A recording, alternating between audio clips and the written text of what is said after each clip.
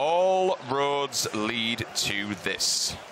That's pretty much all I've got to say apart from this one. We have now been here for 4 days, and everything comes together today.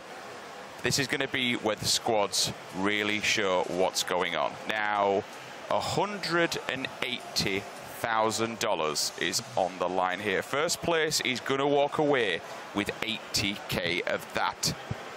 There is a lot to be said here, Lauren. There's a lot of things on the line. All the teams kind of have been practicing for this moment. These are the guys that have obviously, we heard yesterday in a little video, Liquid, they've been to a team house. They've been gearing up for this one. This is where everything comes to a point now. It's kind of step up, step out. Only top 4 are going to get paid.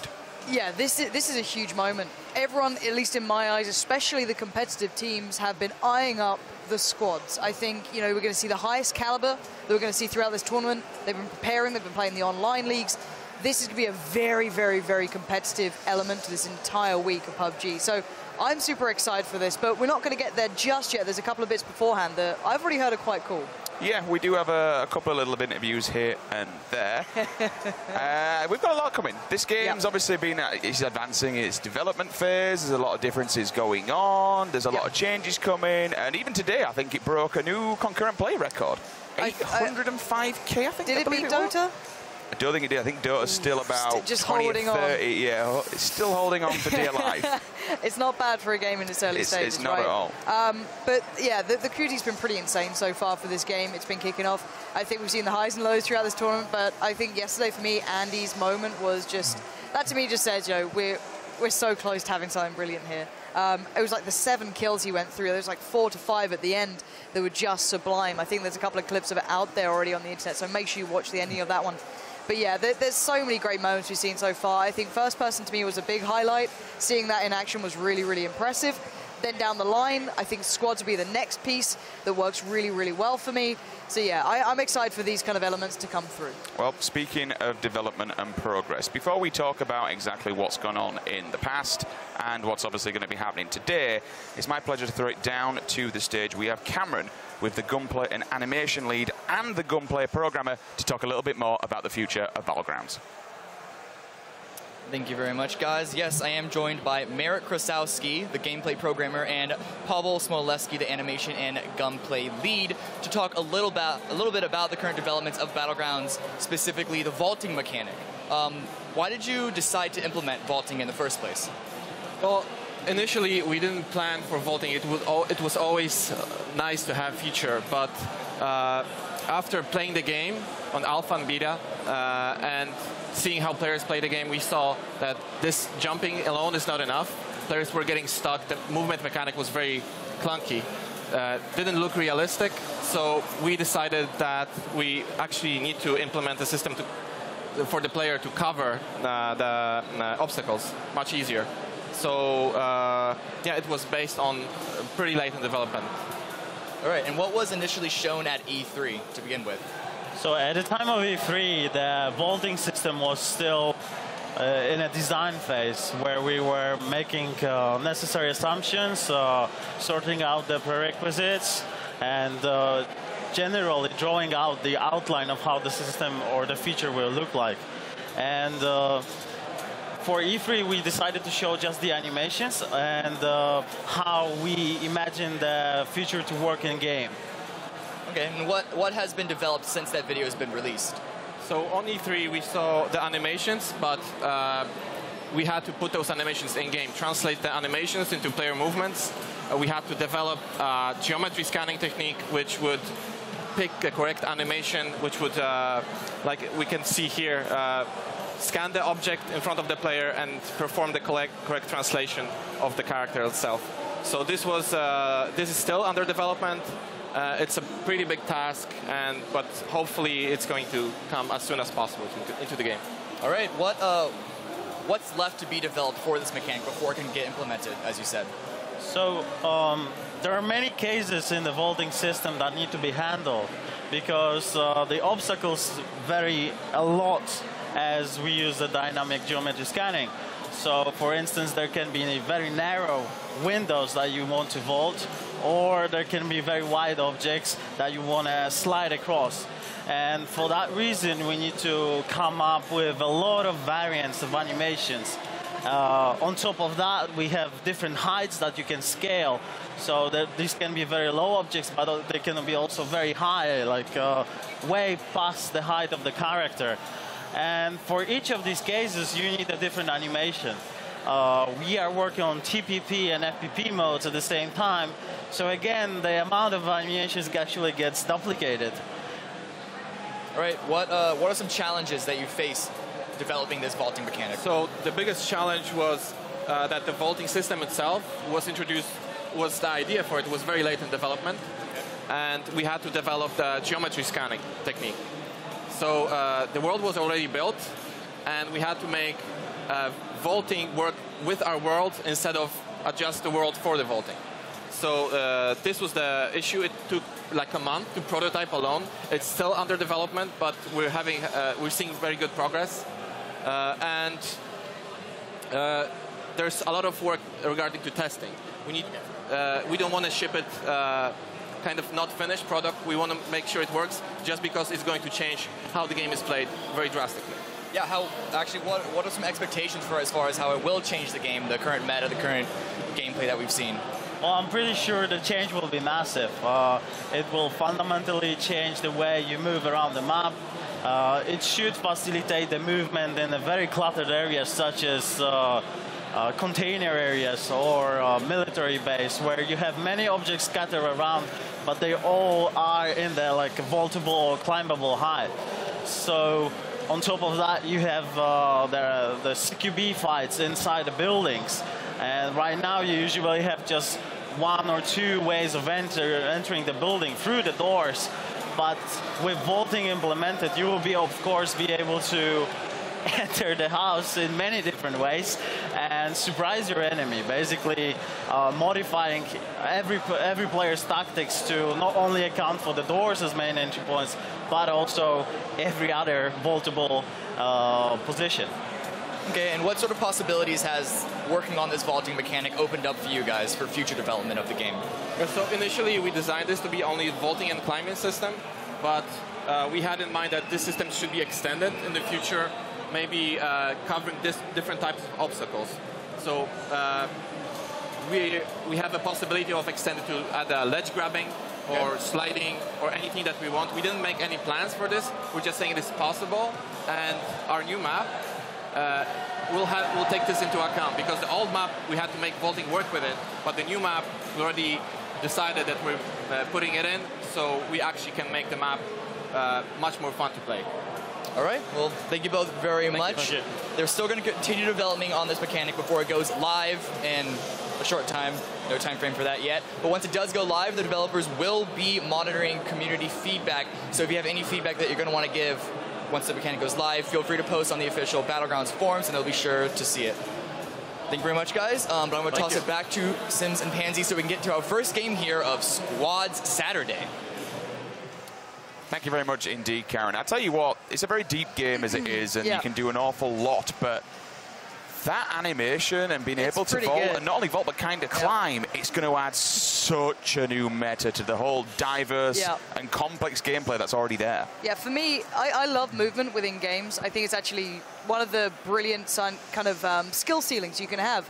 I was just watching Quake a moment ago, and I was so excited watching Vu, the way he moves around the map. And it's a skill set. For me, it's another added feature that I love in this sort of game. I think it's going to be actually really fun to watch who kind of really puts into practice. I can only imagine in Georgia Pole, you know, the kind of walled-in areas that are actually quite hard to fight around. That's all open for fights now. You can easily traverse through, back away. These fights are going to be more mobile. You don't have to just be so static. There's so many possibilities that are going to be so exciting to watch throughout this. I for one, am really, really damn excited. And I know everyone else is. Like, the community have been seeing glimpses of this, and you can tell that they've wanted to get it right, which I like. They're not rushing it. They're not going, agreed. Let's just put it out there, because we know what it's like. If movement doesn't feel good, if it doesn't feel fluid, you're kind of like, oh, this is horrible, this is clunky, it ruins the whole environment of the game. So it's good to see them taking their time on it and really coming in when it's ready to show us what they have. And I really get the feeling that this whole game is built off the backbone of that, listening to feedback, listening to what people have to say, the community out there. And again, you kind of heard it. If they don't like it, if there's problems, then they'll just knock it on the head and kind of revert back. But this is still, obviously, early access, still early days. We've already seen a glimpse of some of the terrains being changed, a new map that's in development, which does look a lot different, very close, lots of houses, lots of places to go. And you know what, even looking at those mechanics of the vault and stuff, it's just going to make your triggering life even better when you get into Pachinki and everyone's just bopping between houses, bopping between roofs. It's going to be fun. It's fun. That's the best thing about this. Fun. So right now, I think there is a skill ceiling and there is a skill set for people who have good movement so far in the game. I guess before people learn how to bind out the crouch jumping through windows, you know, getting onto the rooftops in certain areas, I like having skills like that. I think it's not a bad thing to have mechanics being able to be kind of pushed in certain ways, and you know, you have to have a skill to exploit it in a way. I like the way that now they've opened it up. It's like, all right, now you get everything available to you. Now everyone can get into this, and you'll see that people get really good at it. Some people don't need it, bear in mind. And I also didn't get one of these tattoos. I don't have it on my face. If anyone can bring me one, I will put it on mid-show. But also we can start talking about squads and who's been playing well so far up until this point. I'm going to save it for a little bit to really dive into the dynamics of, oh, why do you don't look sad? Oh, no. That was like a Bible thumb. That was a proper Bible thumb. But let's have a look at the combined points. Now, this is from everything. This is all things combined. So it actually doesn't make much of a difference overall on the prize money or anything like that. But this is who's the player to be looking at. You've got Luminosity up there. Ninja and Gypsy had a great run in the first-person perspective. For me, I think they really came into their own. Cloud9 overall really have stepped up recently as well. Okay, so we'll run you guys through exactly who's been winning the tournaments prior to this one. So in solos, our first place we had Evermore, second place it was Brick, and then in third place we had Hayes. Duo third person, we had our new guys that turned up and qualified on the floor. Yuki and THZ, Sweater and Borg from Cloud9 coming in second. We mentioned before, Cloud9 putting on a hell of a show so far. And then third we had WTC and Mithrin from Bosphorus. First person yesterday in the duos, Chappy and Solid FPS, C9 again claiming a victory. Quite surprisingly, I mean, we know they're very good players, but again, C9, someone who's more comfortable in that third person environment. Second place, Avenger and Pony Rider from Copenhagen Flames, and then down at the bottom in third, Forsen and Andy Pyro from Never Lucky. Andy Pyro just lining people up and knocking them down. That was a wild run at the end. Individually for me, Andy is outstanding. He went on one of those tears, right? You watch back that end of the last game, that's the moment you're just feeling it, right? Yeah. Like there's no real logic to what you're doing there. It's a smart play you made, but you're just going through it. You're just feeling the game. There's no, like, you're not considering your next step. You're just going as you know is the best choice in that kind of intuitive environment. Now, we get a second to kind of look over things and kind of take it how it is. This is time I want you guys at home to let us know who you're supporting. This is squads. So this is what we all kind of came into this thing about. We know you have your individual players you're fans of. We've got Gassy Mexican there.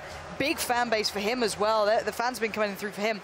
But right now is your chance to tell me who you guys are supporting. At home, if you're in Twitch chat, get on Twitter right now. Hashtag Battlegrounds. Put the team name in there. Put the player in there that you're supporting, that you want to do well, that you think maybe he's been working on those squads. Because we were actually having a chat around recently. Team Liquid, they had a real boot camp. They've got that facility, I think, out in Holland, I think it is, out that way in Europe.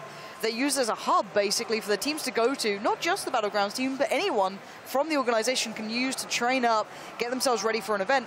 And the Battlegrounds guys used it, so that's a huge advantage for them. And again, another team that is a very self-proprietor when you look at first person, but they said, I caught from them on Twitter yesterday, this is for them what it's all about. This is what they've been practicing. This is the squads. This is where all these teams come together and play, because this is where the big money is on the line. And again, we have teams from around the world. We have a team from Japan. We have a team from Korea. There are teams just completely across the globe. Different backgrounds, different means. We've got YouTube content creators. We've got Twitch streamers. And then we have the professionals. You know, we have some of the players from Cloud9, Luminosity that have been playing the Invitationals when we look back to H1Z1. Just generally a massive variety and a huge fan base that comes along with these players. But when you look at the money that's on the line, it's not a silly amount. $80,000 for first place, 20K a player. Moving to second, we lose 20,000. It goes to 60K. third place, then things start to get a bit rough for these guys. It halves down to 30,000, and then finally we have 10K coming in. Top 4 paid out, but it looks like we are just I believe two players left to get on the server. I could be wrong there. Hopefully we get an update in our ears as to what's happening. But yeah, guys, as said, the SNEC is underway. The Mythic boys are putting on a show for you. Xeon's like, that's not my team. He just swings for him as he walks away. Get out of there. All right, look, guys, this is the final chance to dance here. Put those hashtags in on Twitter, Battlegrounds. Let me see who you're backing in this one. Who has the squads under wraps? These teams have trained for this. I'll go through what dynamics change in this, how area denial comes in, all the synergy comes out, the individual roles, the strategies, how loot spread apart, and how teams are going to have to be really focused on where they go to. There's lots of options. Primorsk, Military Island, you've got the Radio Tower, you've got Nova, you've got Miltpower. All these places are so viable. And Sims, they've all vanished. Is it time for the game to start? I think it is. It looks like they're in the plane. The bird's in the air. We'll see where she comes in from. On the map now, let's see what it's going to be. Straight over Millie. So coming from the south, we move up almost to the middle, just to the left. We're going to go across Pachinki, direct center, and then it's going to end on Severny also. So we got Roshok a possibility. We got people who could dive off and move to Primorsk. There's a lot of options here, Pansy. So the extremities in this one that are the safer bets, if you get a car, the likes of Miltpower, Milta, Prison Shelter, the Povka Mansion, all out on the east. As it has a slightly sort of west approach, you can still get to Primorsk, you can still get to the hospital, Georgopol. Zaki again is one on the outskirts. Let's keep in mind where all these teams go towards. This is what I'm excited about. You're seeing Cloud9 getting out there. I think we've got about 2 to maybe 3 teams fighting over the Military Island. I wonder if we're going to see a Novo split off or how they're going to play this one through. Just to notice as well, one thing that we're starting to see are kind of people getting their own meta, what they're happy and more comfortable with. I think this is maybe the 3rd, 4th, even 5th time we've just seen Luminosity Gaming dive out of a plane. As soon as the planes come in, let's get out, boys. Let's get us boots on the ground. Let's find some stuff. Plenty of people now here down at Millie. Opts to leave the vest and get himself a weapon because they know there's people behind them. They need to get this loot fast, and the Kar 98 actually isn't the best early pickup because you need something for close quarter combat. You're kind of hoping for ARs, shotguns, which they have, but they're looting as a group here. Lost aiming. We've got Whitey there as well, so they're all kind of doing the same sort of thing. Luminosity playing the south side of the island, going to go down the houses. They can work their way through to Nova if they fancy it. Stone Mountain on the long shoot here. Now, let's have a look elsewhere. So, Roshok, not too surprising. Seeing Mythic there. They like that one. We've got a couple of players going out towards Yasnaya. And yeah, so that's a 4 team. That's fine. They're pretty safe. We have a lot of players eyeing up Georgopol. Only 2 splitting through to Yasnaya. Interesting. I wonder if there's going to be other players joining them eventually, or are they going for the split up here? Oshi7 up on Big Red. Now, he's actually not on the early team that we saw earlier, going towards the apartment. So there's at least 2 teams here. So again, he's with, I think, Sequisha, Serenity, and Julia. Now, no helmet yet. Does have body armor, only level 1, but he's got the guns, right? He's gone for the risky play. Now, I'm wondering if we're going to see the early battle come down here, because they've gone for the apartments on the other side, the other team. We've got the kind of offices and that sort of side split up between the other team now. So TSM going to go in towards the northern side of Georgopol. It's probably the safer side until Vaulting comes through. That could change this dynamic. You can see it's a walled environment. You can get great loot out of this. I think we saw a couple of other players eyeing up Georgopol. I don't know if they've gone to the northern side or where they're going to split this through, but this is good so far for Oshi7. 2 fully geared out rifles. I don't know if he's got a scope on it yet, but full auto capability, and then he's got the Scar probably on single fire. So he's pretty good for now. He's taken the risk to go to Big Red. He's got the loot. He needs to get a helmet, back away with his team. And basically what I was talking about before is area denial and dominance. So essentially, you put your 4 players in a position where you can dominate certain areas and you have contact points. That's all you should be doing. You shouldn't be overextending here. You shouldn't be going out on your own. But I do hear a couple of shots going through, so maybe they're starting to see each other. We have 3 different teams going for the northern side of Georgopol. TSM all spreading to the left-hand side. We'll take the apartments, visit the back, and then we'll see MPR also all spread out across it. Several teams, as Pansy did mention. And then we look on the opposing side of Georgetown. We got Liquid down here. We've also got Stylish Noob Shaka and his team down there to the side of the hospital. So we could see some big engagements going on here. I'm really excited to see where the circle's going to be and where this is going to be forcing people around. We've also got the Panda Boys there over in the containers. So there's going to be a lot of gunfights going down, all depending on where this circle will force them into. But 1, 2, 3, what's that? Around 6 teams all throughout George. And I actually like the way Liquid are playing this. The 2 players who've gone to the south side, Georgopol, I actually prefer that loot there. It's got incredibly high chance of very nice loot. You've got some very accessible buildings that will actually give you some really easy approaches. And yeah, this is good for all the Military Island players. Whoever dominates that, there's generally about 2, maybe 3 teams left. I'd say about 2 specifically in this environment, unless people are being very safe, who can actually dominate the island and the bridge. They'll have to consider how they exit down the line, because it probably won't end on this side of things if you look at the percentage of it being there for now. But that's all said and done. Now, something that's actually quite interesting that I like, that I hope we see here from Oshi7, Julia, Serenity. He's rotated completely away from them. Yeah, exactly. But the thing is that if you're looting around the apartments here in the Military Island, it's very easy to know where you've been and where you've not been, and it's easier for other teams to see that because you leave doors open, or at least most teams do. Even if you have some sort of, close the door system after you, you'll generally be able to leave a trace, so they can see roughly where you're at. So it's a really nice thing to keep tabs on that. Maybe put someone down near the silos, being that scout almost. But I want to see if we see those kind of defined roles here. I want to see if we see snipers coming through. I want to see if we see maybe more aggressive close quarter players. People like that. We see a lot of kind of support players coming in already, and defining themselves as that. I'm not going to be the one getting the mad frags here, but I'll happily play my role. So let's have a little look how they're approaching this. So we have Liquid quite split up again. They've gone for the kind of 2 players towards one area, 2 towards another, and maybe going to crunch together at the end. Maybe one team going to go for the longer looting approach. So essentially you take your time, go through the Gatka south side houses, work your way back up. And I've got to say, for me, Liquid are probably the team that, I wouldn't say have the most pressure, but have a lot to bring to the plate here, because they've done the boot camp, they have great individual players, they've been proving that they're all very, very diligent. Well, he's been a little quiet for my taste. I think we could see more from him. But again, Cloud9 staying as a collective, 4 players here, moving their way through Pachinki, heading out towards the farming side. You've got a couple of these long buildings that they can go through. Also, they can go to the plateau. They've got great loot here, actually. Borg already got the suppressed Scar there. Looks like it's well set. Level 2'd up. He's looking pretty nice at this point. Well into the circle, too. And we've got some people going for the crates. A little bit of a flip and a flop, but we know the Darcy is pretty strong. Doot. They'll turn up indeed. We'll see what they get out of this crate. It could be a nice little care package for them. We'll find out in just a sec. One person's going to jump out. In fact, both of them will be jumping out, so they're both going to go for it. We've got an 8 times. We've got an M24. We've got plenty of ammo, tactical stock as well. Backpack, medkit, and knocked out from falling. So Killer Kapowski. But you can get revived. Yes, you can do, but it looks like she may have just dived out of the car a little bit too quickly there. It could be a bike, it could be a car. But the thing I would say, as well for me, I actually prefer the M24 to the AWM. Now, I know that's going to be a ridiculous statement to some people, because obviously the AWM does a lot of damage, but 7.6, right? You can pick it up, you can start running the AK, full auto, well kitted. By the time you're looking at crates anyway, at least normally you're pretty well geared. There's even more.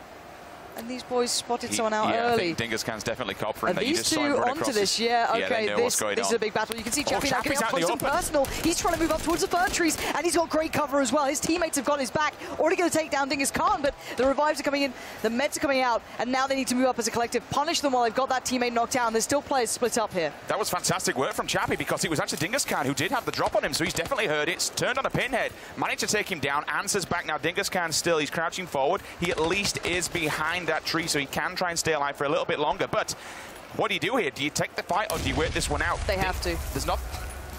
I mean, when you look at this one, Dingus Khan's he should, in theory. I don't know how they're going to get him up from there unless they manage to take him out. Chappie's still tanked up there from that initial engagement. The grenades are coming in, they're forcing them back, but... Are they going to... No, they're going to back off from this one. They're just going to leave them be and They move can away. flank to the hill, right? Because that's probably the end goal for them. They can get the high ground, and they've got them pinned here. Or they fall back away, and you can see Yunru doing some great work. He's been able to get some damage down. Good shots being put back, so it's not like a clean escape, but they could fall to the hill, they could fall to cover, and basically let themselves in. They're not in a rush, and again, there's no real escape from this either for the other team, for Evermore and the boys. There's nowhere to run to where they can't be seen. They can run up the hill and get a little bit of cover. There is enough there for the terrain to work. But for now, look at, Solid FPS has got a really keen spot here, actually. If you look at Solid FPS, if we can get a little glimpse, he's going to be spotting up above the little hut there. Really nice work. But these guys trying to work out where they are. So they're still in Georgia Pole, but I think they're going to have a couple of fights coming through here. They're eyeing up where the vehicles are because they need to start moving. Going to get themselves a buggy, maybe having to be called back to position, but at least they know there's one there for the escape. Cloud9 are on the run. They are going to go towards the hill. They're going to get themselves out of there, put down the wall of smoke. That's incredible. And it's nice disengage from Cloud9. They don't want to get caught up early. They know what's on the line here. Lots of money, so... And a couple of shots coming out from the Panda's side, spotting out a couple of players, leaving from, I think that's near Georgia Pole again, but on the other side, coming out from the crate side. Making their way across the bridge. They do spot the UAZ, so they at least can get out of there and make their way into the circle. Now they're all going to go. There's no one inside the compound, otherwise that could be extremely dangerous. Time and time again, you will come across this bridge and you just get mowed down by those houses because they are an absolute treat because you've got full 360 visual. If you put the squad and spread them across those houses, you can pretty much do anything you want, especially if the circle comes up this way. But it's not. They're all going to force to get in the car now. Everyone's going to start to get their way out of the way. This is a dangerous one for Smack, if anyone does spot. We saw it yesterday. I can't remember which player it was. I think it was Flom who took out the guy going across the bridge. Because you're such an open target on the back of these buggies. But, you know, sometimes it gets the job done. You've got to make your way inside the circle. They're quite close to each other. These two teams moving around, they're actually not that far. I don't know if they're going to go along the roadside. They probably won't. Jared's going to be listening out for this as well. He's quite isolated. He's got his teammate behind him, but still, you've got to be a little bit cautious here, a little bit careful at this point. TSM playing a different game, because usually the kind of guys that will happily sit outside in the blue and loot late game, are they moving to a different area? Are they moving inside? Well, this is squad battles for me. You can take a good gamble as a collective and then play together off the back of it. So you go down somewhere like Georgia, high-value area. You get enough loot that you can survive level 2 up, essentially, get at least 1 AR, bit of meds. So you're well enough set. You're not at the prime position where you're like, I can take any fight, but you're good enough, which is what they should be after a little bit of a loot at George. They should move in the early rotate towards a circle. At least it looks like what they're doing here. Get to an early spot nice and quickly, and then just play on the extremities. I think we can actually hear some of the comms here, so let's have a little listen in. Yeah, let's listen to the Liquid side right now. You still have that 8 as well, right, Spin? Yeah, I was saying, yeah. You gonna grab it? You wanna meet to me, right? Yeah. Grab it? Yeah, okay. Well, if I'm gonna drop it, the extended for SKS, I should. I can't really carry it, I think. But I'll try. Okay. So basically, they're just talking through loot, trying to spread the wealth, right? You want to get everyone on the right thing. And we're seeing everyone now starting to consider where the circle is, or at least moving some decent cover, decent ground. Panda guys already having a little bit of a scrap or two, but... Oh, they've spotted someone. Is that the TSM guys from earlier on? I don't think so. That's a lot of ground they'd have covered if it was. No, that's Gassy Mexican. The other side of the team are further ahead. They could set up a trap here, try and stop themselves, maybe pinch these guys as they move up, but everyone's trying to get towards that circle now. Very clever what they've done, though. The Panda guys have split off into 2 different vehicles, so if one does get taken down, the others will stay alive, and that's kind of what we've been seeing throughout the duos, where 2 players will, and that's exactly what's going to happen. They're going to get tanked up. Oh, you actually knock one out. That's going to be Panda 117 who falls. Yumru knocking him out. Several people. So many bodies hitting the floor there. My word. Great upgrade as well. Panda just got annihilated. Yeah, you can get on the Cloud 98 here if they fancy it too, which they should be doing. Get a bit of range, try and get that nice balance, and get everyone able to be up on that good loot in the team. That's what you basically get at this. You get one fight that you win out, you're certainly well set. SK12 with a 4 times, I'm not so sure. Now, the Northern battle's going to be interesting. Nice movement from TSM. You can see them keeping in mind the time, but this could be an interesting battle. Moving away from the school side. Yasna is still pretty lightly populated, but at the end of the day, you're seeing a lot of the teams go on the long play around this. The actual good thing, what they did there, by splitting off into two vehicles, it's kept them in the tournament, Pansy, because if they all would have been in that same car, all 4 would have been dead. Speaking of that, they're actually answering back that no, they've been taken out. It looks like Hotted has actually just sealed the deal on them as they turned up where they were going on their destination. They arrived, and unfortunately, yes, indeed, they are dead. They go down, so not a real good last few minutes there for Panda, unfortunately.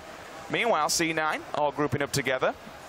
We're looking at some more POV, see where Interrogating his crew is. They're just getting some cars, getting ready to go when they need to. Checking out Borg there. Level 2'd out of his mind. No level 3s on them, I don't believe.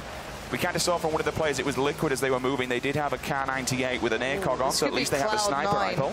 Up against Noble as well. They're very close by. If one of these 2 teams opens up on anyone crossing through, heading from that kind of western side throughout, there's going to be a huge engagement, and the other team can creep up on them. You can see Evermore's not too far away either. Level 3 helmet here for Zreback, so at least he can play out the window, keep tabs on this, keep a watch on it. Now, he's not in the next safe zone, but they're pretty well set for now. They can traverse in quite comfortably, still on the other side of the circle, but not great loot in the form of weaponry. No, not really. When you look at in the long term, trying to see if any of them does have a sniper rifle, because it would be best to try and give him that level 3 helmet. Meanwhile, Borg, unfortunately, is getting completely taken down. That's going to be Wan takes him with an M16. Going to try and get to cover here. Several other people, and he is out. Borg is dead. Evermore takes him with the Car 98. And that's after the engagement they had earlier, taking down the likes of Gassy Mexican's team and co. Basically, it got them a bit of range. We haven't seen that much before. We still see them with shotguns here, a couple of them, but they did manage to pick up SKS's Car 98s, able now to take these fights. Cloud9 going full third-person perspective. Let's hear what they're up to. Really pushing? Anyone rotating, Sweater, keep your eyes peeled. We gotta screw up anyone that tries to rotate past this.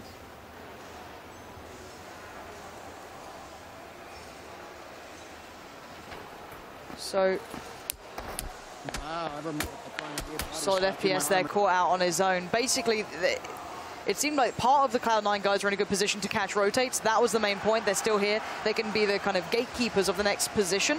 but the problem is that they weren't all there together. It's very hard as a squad to not get caught out on your own, but that was a little bit lax from them in my eyes. Yeah, they did chill off for a second. Meanwhile, Dingus Khan can be pushing up. He's got a level 3 vest, only a level 1 helmet, which is a little bit unfortunate for him. Interrogates on the horizon, though. The Noble boys can hear these shots cracking off, and they know people are falling, so they're just waiting to come down. He's created himself a little bit of a base, put the UAs in front of him. He's also got the bike if they do need to jump on and bail out. However, look at this. Noble are primed and waiting for the guys on the opposing side for intro. It looks like they've got the information, Pansy. They're backing off for a second. We could be seeing a good engagement going down between this. I mean, you wouldn't expect them to push it because it's an open ground area. Why would you really run up there and just go through? If they don't have the information, though, they could be getting met. In fact, it looks like they're dipping to the left, so they kind of know what's going on here. But both these two teams just trying to feel each other out. I'm honestly surprised no one's really playing towards the eastern side of this map yet. It's probably the safest part. You look where the plane drops initially, you look at the trajectory, it's obviously going to favor the kind of western side. And this is why I like what TSM are doing. They're kind of playing slightly further out towards the east. Like, there's almost no one at Lepovka here. You've got one player going for the drop, obviously out in the sea. Stoda, and we've still got the team up towards the north in Yasnaya. But yeah, the vast majority are all locked around this kind of shelter to farm section. And it's basically, you almost don't want to engage at these points. They don't know how many are there, of course. They don't understand how rife this is with players, but any next circle that forces these guys to move from one side to the other are going to be having a lot of battles throughout this area. Liquid separated earlier on, but now they're all back together and once again creating themselves a little bit of a base. We're going to see Sakisha, though, killing Stone Mountain with an AKM. We did see them kind of splitting off. You watch where Vicstar was. He was completely north, but unfortunately Stone Mountain was completely south, so they went for a game where they wanted to kind of split up, play the late one, try and stay alive, and maybe if they spread themselves across the map, maybe they potentially could do that so they all didn't fall at the same time. He has, however, left himself open as he does go down. We'll see Molman as well knocking one player. Not entirely sure which that was. I didn't quite catch it, but that looks like it's going to be Wans. Nice Wans dead. Scoom. He's holding a different angle, so basically there's no safety to run back to here without one of the Liquid guys being able to see one of the opposing sides. It's beautiful play. It's very smart. He doesn't want to overextend, though. You can see these guys trying to recollect themselves, try and get over the hill lip, try and get over to the other edge, dodging and weaving as best he can. But the Pan actually takes one of those shots for him. Really nicely done from the Pan there. MVP of the game. But for now, they do manage to find a little bit of cover as they do make it away to the other side of the ridge. I don't think he knows where he is because he's still staying on that ridge and still jumping. If he knew he was to his left-hand side, he'd obviously move right and go further down the hill, but clearly they don't have the information, so one of their players will drop. Speaking of players dropping, unfortunately C9 still huddled up here in the shack, 2 members alive. Another team also, it's going to be Yoonroot's team, 4 Entro. They're still going to be in the shack now chilling because they have just lost one also. But again, people just kind of boxing themselves in, Pansy, getting them in a bit of a dugout situation so they can just kind of hold this one because it's a very wide circle right now. This thing could really go anywhere and completely flip the game on its head. I actually really like the way the extremity is being played out here by Serenity, Oshi7, the Luminosity guys. Drassel and Chipsy have got a really nice idea to it. I'm not sure if Ninja's still there. I can't see him. Obviously, the UI covers some of it. They've just got themselves a package as well. Look at that drop. Look, if you guys heard Andy and Forzen singing yesterday, you know that you don't go for drops all the time. All right, there's people watching that. Even though you sit there going, I can make it. As we kind of saw from Noble on day number 1. Yeah, exactly. You've got to be a little cautious on it. You don't need to necessarily go for these things every single time. They're a great adjustment, a great addition if you're dying for gear, but sometimes it's best to use it as bait. Sometimes it's best to hold your ground and just stay as you are and then kind of linchpin and pivot off the point. Which kind of, when you looked at where Oshi7 was, for example, maybe if they step out, Luminosity, they're going to put themselves in the firing range. You know, they'll be able to see where they are, bear down on them. You can see it. It's right in front of them. We'll now see what Luminosity does. It's time to go. They're getting in the UAs and they're moving as a force. So look for them to enter the fight within the next few minutes. That is dead center. So this will be fun. So basically the most fight, at least in my eyes, will be the southwestern side as everyone kind of crunches in. For me, it's who's close enough to the circle already and has a bit of cover. So we've got Cloud9 in a good spot, Liquid as well. Killer Kapowski and the guys over there, good position, but Noble are going right past Cloud9. This could be a huge showdown if they actually take the engagement. AWM's on board, but everyone's so terrified to take these fights as we speak.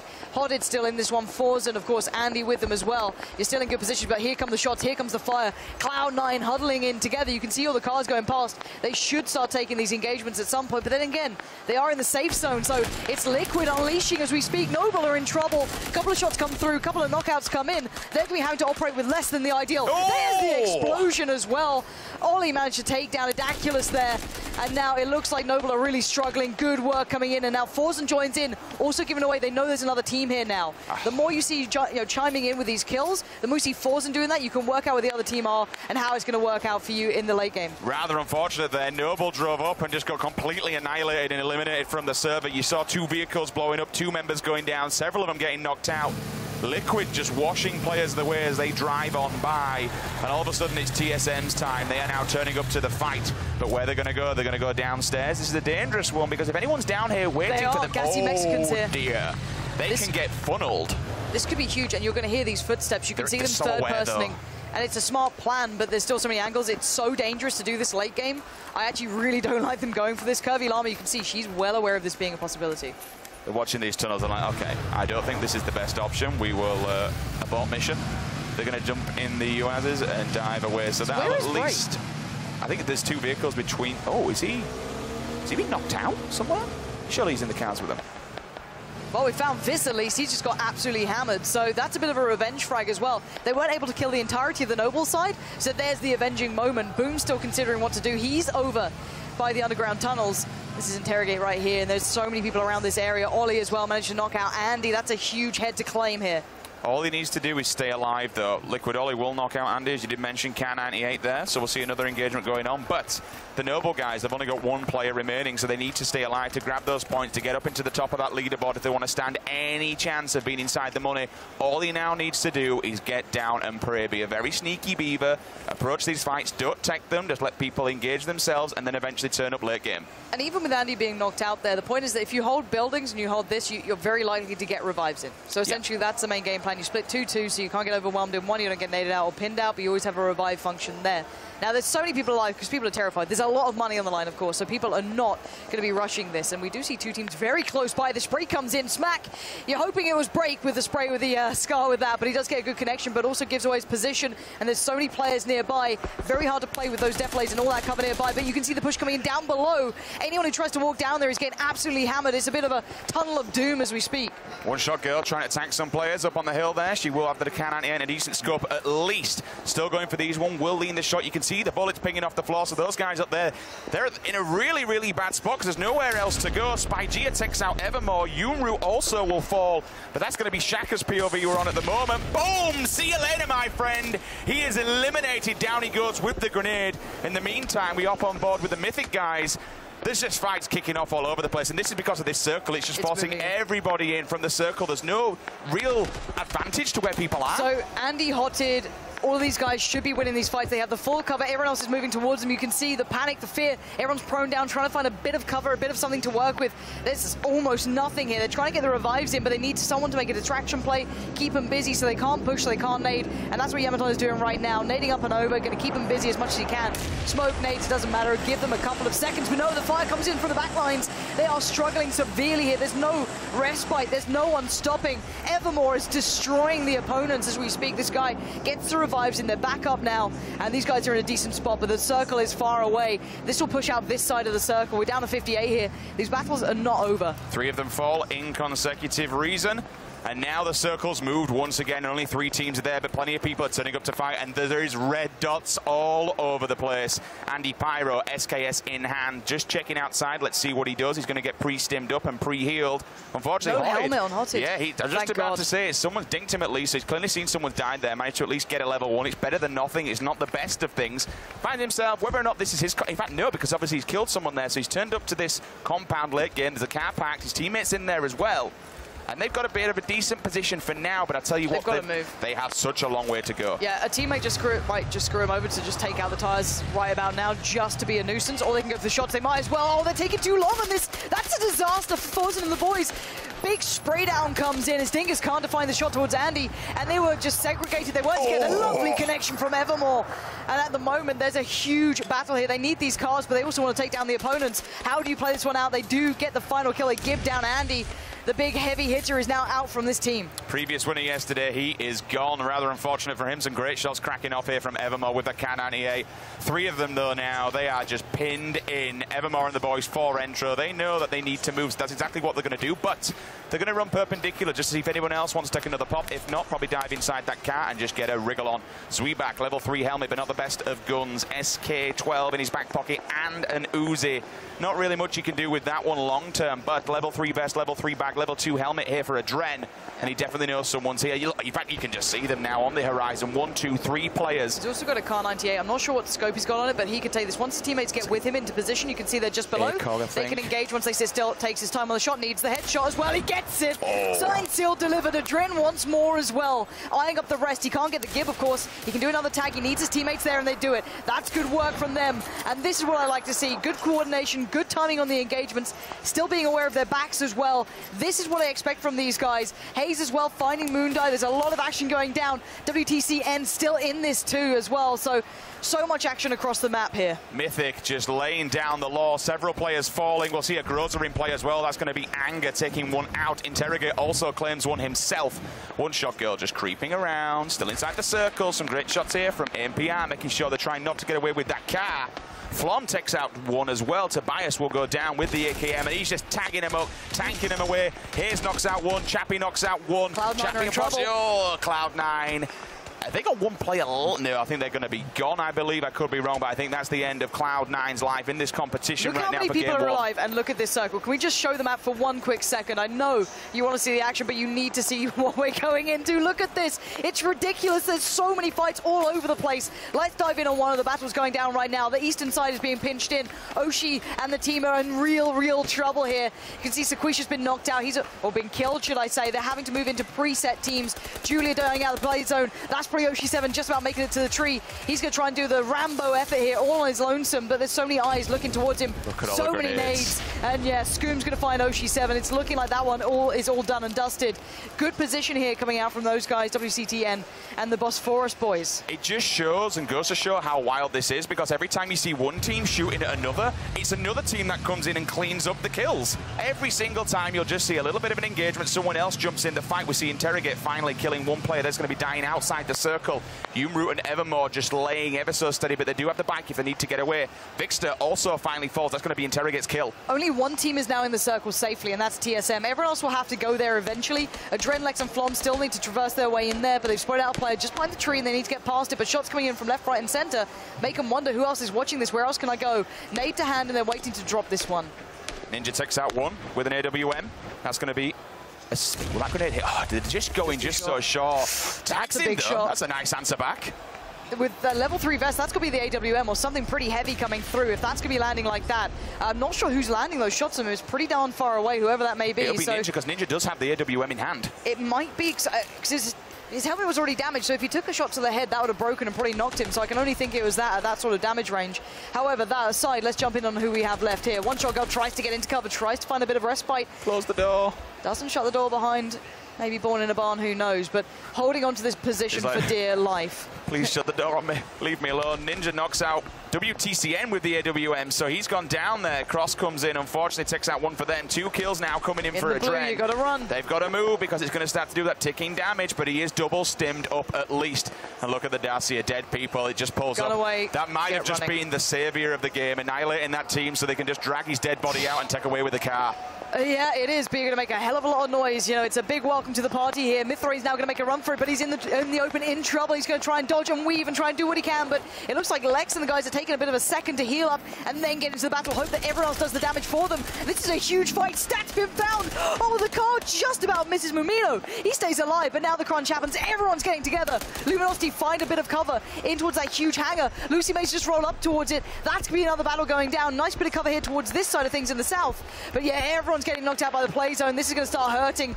All the Mythic guys have now fallen into trouble. Chipsy gets found by the M24. Scoom delivers that to the brain. He's going to be crawling away, tail between legs. Not much more to be said about him unless a revive can come out from Ninja. He has to be an MVP here again. Luminosity doing some work. Can he get this player up? He's checking every single corner because this is such a dangerous position to be in. He needs to get these players up. There is another one on the opposing side. So that could be Luminosity with 4 players up should they get the revives. But now it's all onto Liquid. They need to move in. They're moving up. Scoom's got an 8. Is that an 8? No, M24, excuse me. So yeah, he's going to be a big heavy hitter as well.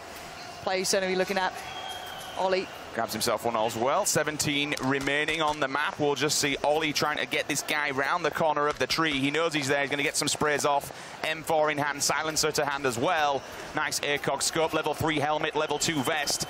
Ninja takes Forzen also, so he has got his teammates up. Luminosity playing an amazing game so far. But Liquid's positioning is going to be able to catch him on the cross, so it will be Ninja having to dig him out of that position or hope that someone else engages them on their way towards that kind of slow side of the circle, towards the southwest-western side. Yeah, good tag from Scoom, but tags are not enough at this point. 16 alive, that's still a lot of teams up. So again, Liquid, I like the position. They're playing really well as a collective. They've got great loot on this one. Break is being an absolute git. This is what I mean. This is why I asked where Break was. He's been playing the circle the whole time. It means that his team is getting an incredibly higher ranking than it should have been. That is him just playing the game, isn't it? Fair play to the guy. If he can do it, why not? But right now, Luminosity up against Liquid is the big battle here. A little bit of cover left in the open, but actually they're finding these kills. Ninja still going to be doing the damage, and Moleman just gets caught by the blue zone. They're running into this one. It looks like Luminosity are going to hold their ground as long as they can. Now they're going to have to run, though, because the blue's on the back. But I tell you what, it's Ninja who's spraying people down. Make that 5. Knocks out. That's going to be Ollie going down. Lays on the floor. He's going for this, gets the kill as well. Make that 6. Amazing work from Luminosity there. All 4 players still remain. They're spreading out, and look at the players that are just dying all across the blue zones, doing its damage. 8 alive, and LG, they have all 4. Make that, so it's a 4-on-3 right now. Yeah, we're going to see the positioning that Ninja takes. He can go solo on this one. He kind of wants to play by himself almost in a way. Let the other 3 players they are. He can kind of be the split-up factor. But I wonder if they're going to realize, is Break still alive? That's what I'm curious about as well here. Has he played the system that much? Has he proven another point here? We'll find out in a second. It's close quarter combat time. As now Ninja's looking for more. This guy's hungry for the kills just over this ridge. There could be players by the tree. We're hearing the shots come off. Mumino's taking down AMPR. They're all prone in the grass. You can see Ninja now eyeing up the shot. And back and forth we go, waiting this one out. Is Mumino sprays in. He does take down Ninja. Getting too hungry. Want to do it all himself. But surely this can't be the superhero effort from Mumino. No, it's not. He goes down. Second position for him. But overall, Luminosity putting up a great performance. LGG, they claim their first victory this weekend. And what an amazing run by those players, standing the ground inside the compound at the end there, just by the empty farm. They had to run it. They had Liquid to go up against, but I tell you what, they took the fight, Pansy. They did it well. Ninja stayed alive. Then you saw Drassel coming in, won him himself. But what an awesome game from these guys. Drop all the way at the bottom and then just slowly work your way in, stand your ground, take your fights when you need to. And I like what Ninja did, just kind of cut off from the rest of the pack to be that little bit of bait, give the information to the team, and then all of a sudden, well, it all paid off. Winner, winner, chicken dinner. LG take game 1. Yeah, this is what I expected as well. The kind of more established teams to be left there towards the end. It's a smarter way of playing. They had good cover. I think if there was any more cover towards the side they had to traverse to, we could have seen a bit more of a battle, but at that point it was just a culling from Luminosity. They were just handing out free haircuts to everyone. It was just pretty beastly from them. Again, though, there was literally no cover on the other side. They had to take the fight to them, and they did that. They did not miss those shots. Really well played to them. I thought maybe in that in these sort of situations, you might have seen more from Liquid, because they played the circle well. They got the rotates on time, but Ninja caught a couple of them on the way. He played very well individually. AWM in his hand seems to be suiting very nicely. You spoke about Break playing the late game, staying up there and healing through, but AMPR, I did see him go down in that kill feed very late on, so TSM, I think they're going to be right up there. I think they're going to be in the decent points bracket. We'll find out when we actually bring the initial or the end point scheme up. We can show you the leaderboard, I believe, just after we've had the interview. But now we're going to go down to the floor with Cameron and Luminosity. Cameron, how are the guys feeling? Yes, I am here with Ninja and Chipsy from LG, who just won our very first game of squads. Now, the couple of days leading up to this game right now, a couple of your members, I remember specifically you, Ninja, actually got really close to breaking into the top, like the important top numbers of the game, but just barely weren't able to make it, weren't able to medal in this event. How big of disappointments were that? And did you expect to have your greatest performance in the squad's performance? Could you ask the first part of that question again? I got the second one, but how disappointed were you with your with just being so short from the previous days? Yeah, I mean, it doesn't get any worse than literally falling right out of the prize and the money. Like, we got 4th, but we didn't get a medal. And then yesterday, Tuesday, I got 5th, and we didn't get money. And I mean, we were just sad. We like pretty much just moped around all night, but we knew that squads coming into this, we were super confident. We knew that this is what we were honestly practiced the most for. I mean, we come from H1Z1, which is another Battle Royale game, and we just got the experience. So it feels great to win the squads, the first game of the squads, and we just got to keep doing it. All right, now you're saying that you're definitely most comfortable in squads. This game in particular, though, did it kind of go according to plan that you had from the very start, or were there just tons of curveballs thrown at you? Like, walk me through how this game worked out for you guys, as far as you and your mental space and everything going according to plan. The game definitely didn't go the way we wanted. We used the regular strat that we've been using all days, but this time it didn't go the way we wanted. So it ended up with us having to move through something that we decided we wasn't going to do in practice, but we had to do it anyways. And what was that, if you don't mind sharing? That was edging the gas. We ended up losing our car and we had to edge, which in practice we didn't want to do. But in this situation, we had to do it. But through good communication and good shots, everything, we managed to pull through. Yeah, we literally played it as perfectly as you can. The only way to correctly play the edge is to make sure that you're gonna have to eat some blue damage a little bit and shoot players as they're rotating. But not everyone can stand still. People have to continue to move, and then when they stand still to shoot, one of our guys has to shoot. And you just and that's how we played it. We were picking off the guys 2 or 3 people coming out of the gas to our back left, and then our back right, and then one guy prone, and then another guy coming out of the gas even further. And that's the only way to survive edging is to just laser everyone, and we killed so many people at the end. How likely do you feel like you're going to be able to repeat this performance in the next games coming up? I mean, very likely. The issues that we ran into yesterday, I mean, Drassel and Drassel and JP are 2 other teammates. They're like slayers. They have the best shots in the game. In my opinion, they're very good. And yesterday when they were doing the 2 days, they're not shot callers, right? They listen very well, and their shots are, like I said, are amazing. So when Chipsy and I knew that, we just need to keep communicating, and they just need to. I mean, squads is the least random because you have the most eyes, most communication, teamwork, man, and that's why. I mean, yeah, we got this, dude. All right, well, congratulations and good luck for the upcoming games. We can do this now. Going to go to another quick break before we go into game number 2. Don't go anywhere; it's still anyone's game at this point.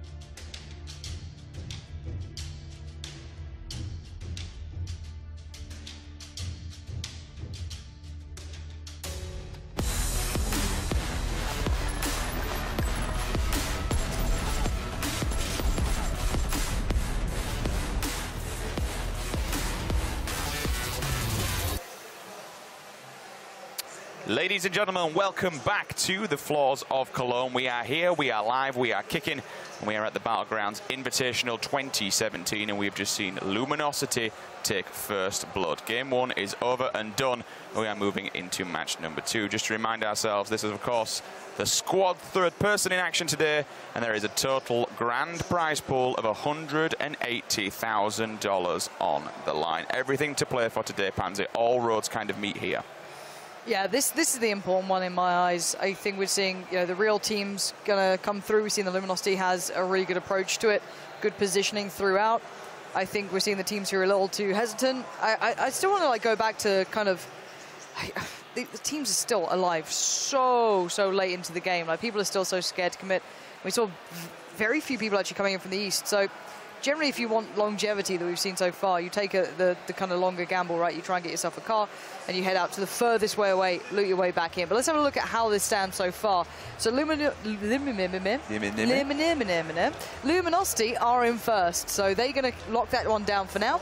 Up in second, though, is Cake and those guys. Mumino was alive very late in the game. Third, still going to be Andy, Fours and those guys. Kills are actually coming through quite a lot for them right here. TSM in fourth. And you can thank Break for a lot of that too. He stayed alive over and basically from Zaki to Georgopol till very late in the game. The rest of his team got a fair few kills. But the Liquid guys, you can see the high kill count on them too. The one thing that we do need to know is just how many kill points we got coming out of Luminosity. Fair enough, they bagged the 500, but then they stick another 52 on top. That's given them a very nice buffer in comparison to the teams below. And look at that, clear by over 160 points, bang on. Down third, below them on second. Yeah, I'm usually not good at math on the fly, but I think it's 160. Either way, that's given them a very nice buffer going into game number 2. Yep. And it's all kind of eyes on the prize. But as you mentioned, Liquid, TSM, we got Mythic, we got all the rest of the teams in there. We got Bosphorus, Anti-Pyro and Forzo, Never Lucky, they're up there also. All these different teams, they're still within reaching distance. And look, we've seen Luminosity in this position before. They've had good games, got to the top, and they had one bad round, and you can see it slip. So again, they need to not let that creep back into their minds. They need to keep that clear, you know, forget about when it went wrong before. I think that's Anger right there for the Mythic side. He's getting himself ready, of course. And they had a decent enough game. Played a little late coming back into it, sadly. They didn't really time it very well, the Mythic guys. They did, you know, quite a lot of work coming through, but then caught in the blue. Again, you've got to be early enough on your rotates that if you get caught in a fight from A to B, that you still have time to traverse the gap, essentially, and obviously you try and just do the best you can, right? You'll never know if you're going to have a fight, but you try and leave enough time to be able to get from A to B. But still, a lot to be played for. Of course, it's basically, in my eyes, all about that top 2. And that's where the big money is. Tier 3 Gaming still doing well. Cake and Mumino, we've seen them do quite a lot of stuff in these last few events over the last 3 days. And they're still up there fighting for that money. But for now, we're going to go down to the floor where Cameron has an interview for us. Cameron, how are you doing? I am here joined by Hunk from Zero Latency. You are a streamer, correct? I am a streamer, correct. And so I could go on and ask really generic questions like, oh, what's it like to play against pros and all that good stuff. But I want some meat. Earlier we were talking, you were saying that you and your team had a specific strategy to play against professional players. You want to give us a run through of what that was? I would love to. Where we come from is we come from a background where we have never played together before. So what we need to do is we need to mix it up. Otherwise, there is nothing that we can do against these players that have been playing together for months. You had to break the meta, essentially. Yeah, exactly. So what we decided to do is that we split up in 2 groups and try and just get as much loot as possible, because we've noticed that we don't get enough loot if we just go as a group. So that's what we need to counter them, because almost always we are near the safe zone, at least one of us is. And this game right here in this tournament has mostly been about survival and who can survive the longest. And then if it works out, we meet on the middle and we will be a full squad, fully looted, fully ready for combat. Otherwise, we will just try and survive and see how good we can do. How did that strategy work out for you in this previous game? It worked very well this game. We got 7th, and we got some kills. And what we did was that we dropped in a high loot area in a city, and another near a high loot area by a pier. So we had vehicles near us, we had loot, we had everything that we needed to get. And then we met up, and we were ready to combat those squads that had looted together and didn't have as much weapons. And I'm afraid that having this interview may speed up this process, but are you afraid that it's going to take that other teams are going to basically zero in on what you're doing and be able to start to counter it? Or is that not really a concern of yours? I think it's such a weird strategy that's never been used before that there's not really a counter to it at the moment. The only thing that can counter is that if we drop at the same spot as many other squads, it's going to be hard to combat them because there's only 2 people of the squad to combat a full squad. But right now, it's worked out. Have you found it being favorable that you're actually in a smaller group? Like instead of being 4 people all running around and making a lot of noise and just showing bodies everywhere, have you found it to be more successful to have 2 smaller groups to be a little sneakier and smaller, silent, more silent? 100%. 2 smaller groups make less noise. That's just how it is. And whatever vehicle you find, you will always be able to drive with 2 people. Because some people are 4-seaters, some are 2-seaters, so you can always get out of there if you're 2 people. Going off of that, one last question. What is your favorite vehicle? Do you have a certain preference on buggies over bikes over what? What's that? My favorite vehicle is the US, considering it's so durable. You can drive anywhere with it, and it is really hard to flip. And I'm good at flipping cars otherwise, so.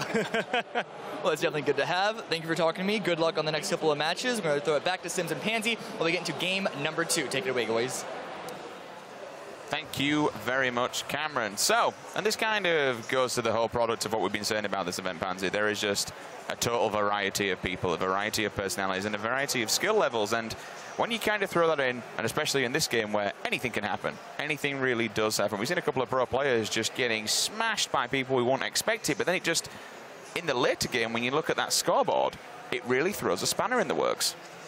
Yeah, it really does. I think that, as said, I want to look back at that. Someone really likes those Frit. Did you see the amount of them on that desk? They are Someone's amazing. been hammering out the sweeps. They are incredible. But I think down the line we need to see the scoreboard after game 2, because that's where it really kind of everything comes through, and that's where you can see either if it's possible or not for people to change around positions.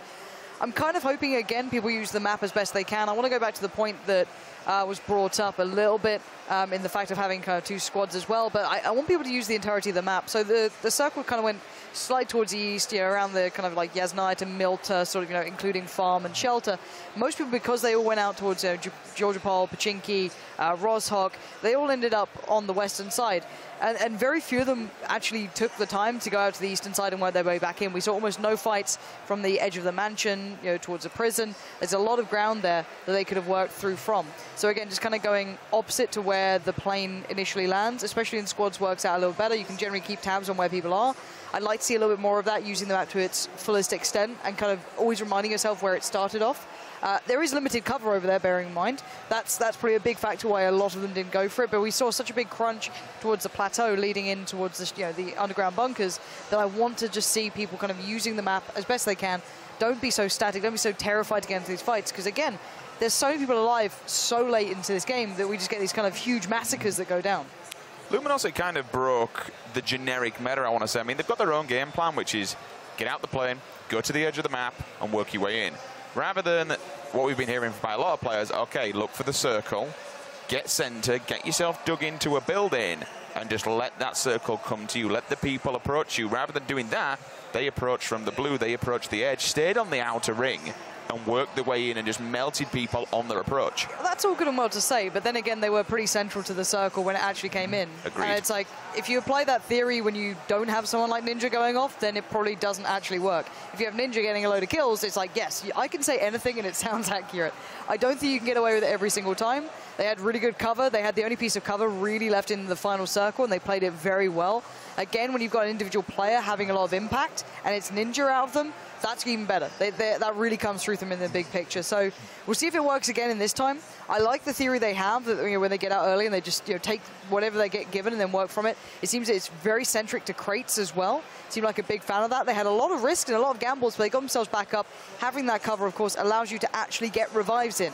Again, if you're in these open fields, you don't get that. But at the moment, they're showing themselves to be a very diligent team, quite smart at it, and they have a lot of firepower. So we'll see if that follows up into this one. That's the next big thing. It's a matter of consistency now. They've set the bar very high for themselves. Now they need to meet it again. I do think we are about to get this second game underway. If we're not, we're a few minutes out. We'll just revisit that scoreboard to show you the current standings and give a little bit of a glimpse of how things are, of course, weighing up. If you are just joining us, welcome along. This is our 4th and final day here at the PlayerUnknown'S Battlegrounds Invitational, and here you go. So, game number 1, we've seen Ninja and his crew taking that one with a victory. Kick again, we've seen some amazing plays out of Kick. cake with that M24 earlier on, and Mumino doing some work, comes in second. We see Hotted falls on Andy Pyro. Andy Pyro putting on an absolute stormer of a game yesterday and winning and taking, of course, that third and final map. And then we move down to fourth place. We see TSM just sneaking into the money, but well and truly on the back. Sixth and fifth, we have Liquid and Bosphorus. We got Mythic down there in seventh. But remember, guys, top four is the money bracket. That's exactly where all that one's. That's where you want to be ending at the end of today. It goes 80, 60, 30, and 10. 180k split between top four. But Luminosity, Ninja, Drassel, JP2, and Gypsy currently standing strong. So again, if you want a very kind of competitive matchup, you want the top three to not be anywhere near that top three, or even top four, really. Because that's where the points, actually, no, in top four to about kind of 10th, there's still room for people to jump in around the same marker, but top three gets such heavy points, and they got kills as well. If you want to see a different top three, you've got to hope that they get picked up early, or they have, you know, something go wrong for them early on. Otherwise, they've got a really good, you know, kind of foothold into this matchup so far, just because the fact they actually got kills with it too. That's the big thing for me. The additional 32 points, 52 points that came from kills alone from the top two teams, that's really, really big. That's going to help them massively. And again, the same with Liquid. The reason they're, you know, quite substantially, well, not substantially, but a little ahead of the others down in sixth is they got a good chunk of kills there to really bolster it. And that's what I mean with Luminosity. You've got a really nice balance so far, of what they can do. So you've got the firepower and you've got the kind of playing for the points system. So again, they're able to go back and forth in that sort of aspect, and that is really, really integral to get yourselves towards the top. And if I'm honest, I don't see a situation where Luminosity are going to fall out of that. I see them being able to at least get top 5, top 10s, and then you add in the kill factor to that, they should be staying within this top 3. So anything still to play for? We'll get this one underway as soon as possible, guys. Remember to tweet this stream, use the hashtag Battlegrounds. We are keeping an eye. Who's your favourite player? Which team are you going for? Give us a shout. Pansy's watching Twitter. We'll see who people are backing at home. It can be about individual performance, but remember, this is squad, so which team are you backing to win this thing? Game 1 is all said and done, but it's only game 1. This is a best of 3, and all points add up. It can completely flip on its head, which for Luminosity, they've actually seen the previous one we saw yesterday, Gypsy and Ninja. They were in for the win. They had a good potential, but unfortunately, I think they finished around 34th, 32nd. So, while you get your tweets into us, get them going right now. We're going to go and have a quick look at the interviews with the players while we wait as they get themselves ready for the next matchup.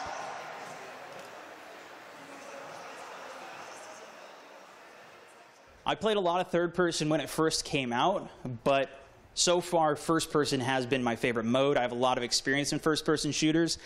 And that's the game mode where I can feel a lot more comfortable being aggressive and pushing on people. Absolutely third person. Third. First person. Honestly, I like third person. First person, without a doubt. Third person. Both. Yeah, first person. Third person all the way. First person. Easy. First person. Third. First person. Third person. First person. Third person. Both. Definitely third person. First person. First person. Third person. I think first person. First person. Definitely first person. First person. First person. First person. Third person. First. No question. The middle of nowhere south of Gatka, so people will leave me alone, and hopefully I don't end up scrambling to find a gun and everybody else has assault rifles and I've got a sickle. My favorite place to land's got to be Bashinki. If I'm playing solo and I just want kills, it's going to be school or military. If I'm playing more tactically, playing for the win, it's going to be something like Severny, probably. My favorite place to land is probably Pochinki. Probably going to be somewhere in the outskirts. Probably George. George is going to give you a lot of loot. However, it has bordered walls, and it's very compartmentalized, so you can feel safe while looting. Wherever I get map control. Favorite place to land is probably going to be the military base or the school. I like those fast action places and just go get right in there and fight everyone. I'd say Georgopol. Georgopol is my favorite place to land. My favorite place to land would be Primorsk or Novo. Roshnok, probably on the west coast. West coast is best coast. Make sure you go there. It's got all the best gear. Far away from everybody so I can loot up and then go to the late game. Military zone. Right in the middle in Roshnok. Georgopol on the shipping crates right there. I feel like it's one of the easier places to control, and it's a place I've practiced the most landing at. Milita. My favorite place is Milta Power. Mansion. Pochinki. Lipovka. School. Novo. Favorite place to land is the military base. Meltop Power. That'd be Georgia Pool. I really like landing in Pachinki. School. My favorite place to land is military.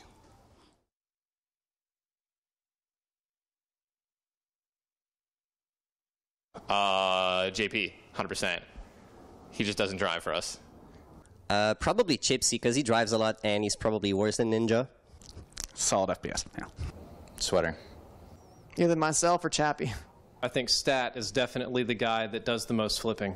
Drifter. Drifter. If I had a name, probably Drifter. Joey. It was definitely Haunted. Absolutely Haunted. Forsen. Probably me.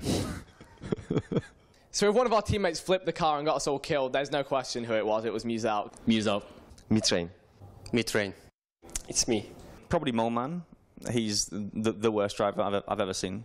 Definitely Moleman. If the car gets flipped, it's definitely me who's driving. It's either Reckham, Prick, or Natural. One of them two. Roshi7. Me, probably. If one of my teammates gonna flip the car, it will be Alf Place. Onuktivs. It was me. Break. This. Probably me. Jared FPS. Lucy May. Jared.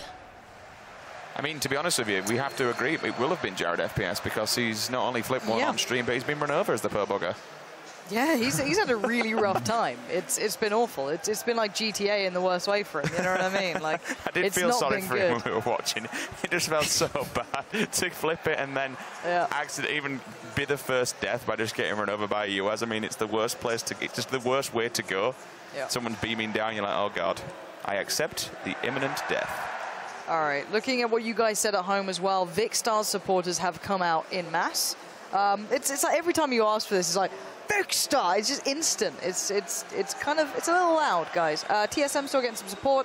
A couple of people told him to, you know, get going. You know, get in the battle a bit here, because you've got to want a little bit more from them. I know they still don't like third person in squads. It's pretty obvious.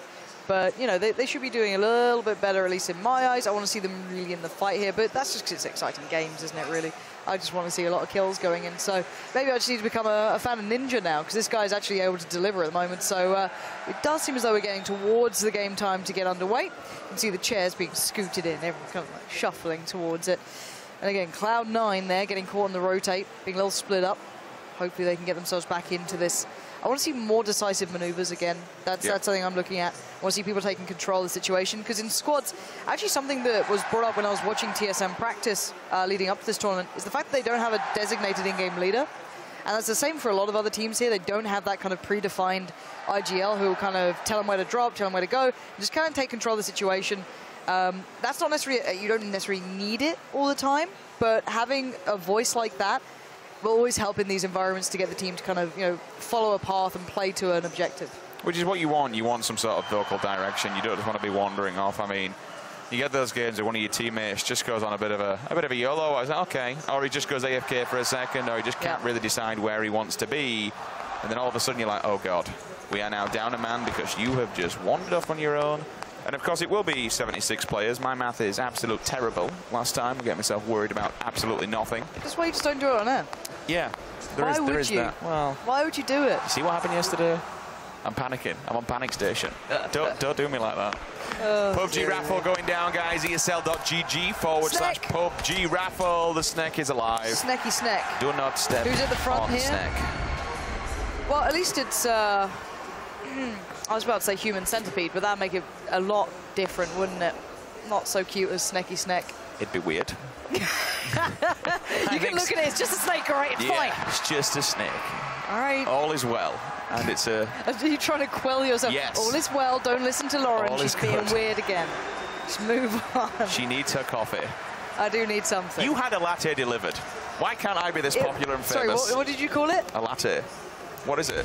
It sounded a lot like how you said car. Say car again? Car. You don't know what life lies beyond the wall. Young Lauren, you have no idea the struggles we have. All right. In the wildlands. Anyway, get back on track. Enough about that. Plane's on the way. The plane is on the way. Where's she coming in from? She's coming in from the south. Straight smack bang over military. this could be a rough one. It could be a fun one as well. And there you go, on point every single time. LG out of the plane. Let's get boots on the ground, guys. 1, 2, 3. That's about 5 squads. I've seen pandas there. Christ. This is going to be a bloodbath. Here we go. It's going to be a bloodbath. Now, there's, I'd say, minimum 2, maybe 3 teams here. The smart play, at least in my eyes, would be going to Lipovka, would be going to the extremities, like Georgia Pol. But what do I know? So we have 1, 2, 3, could be 4 teams. They could also split off towards Novo. There's options here.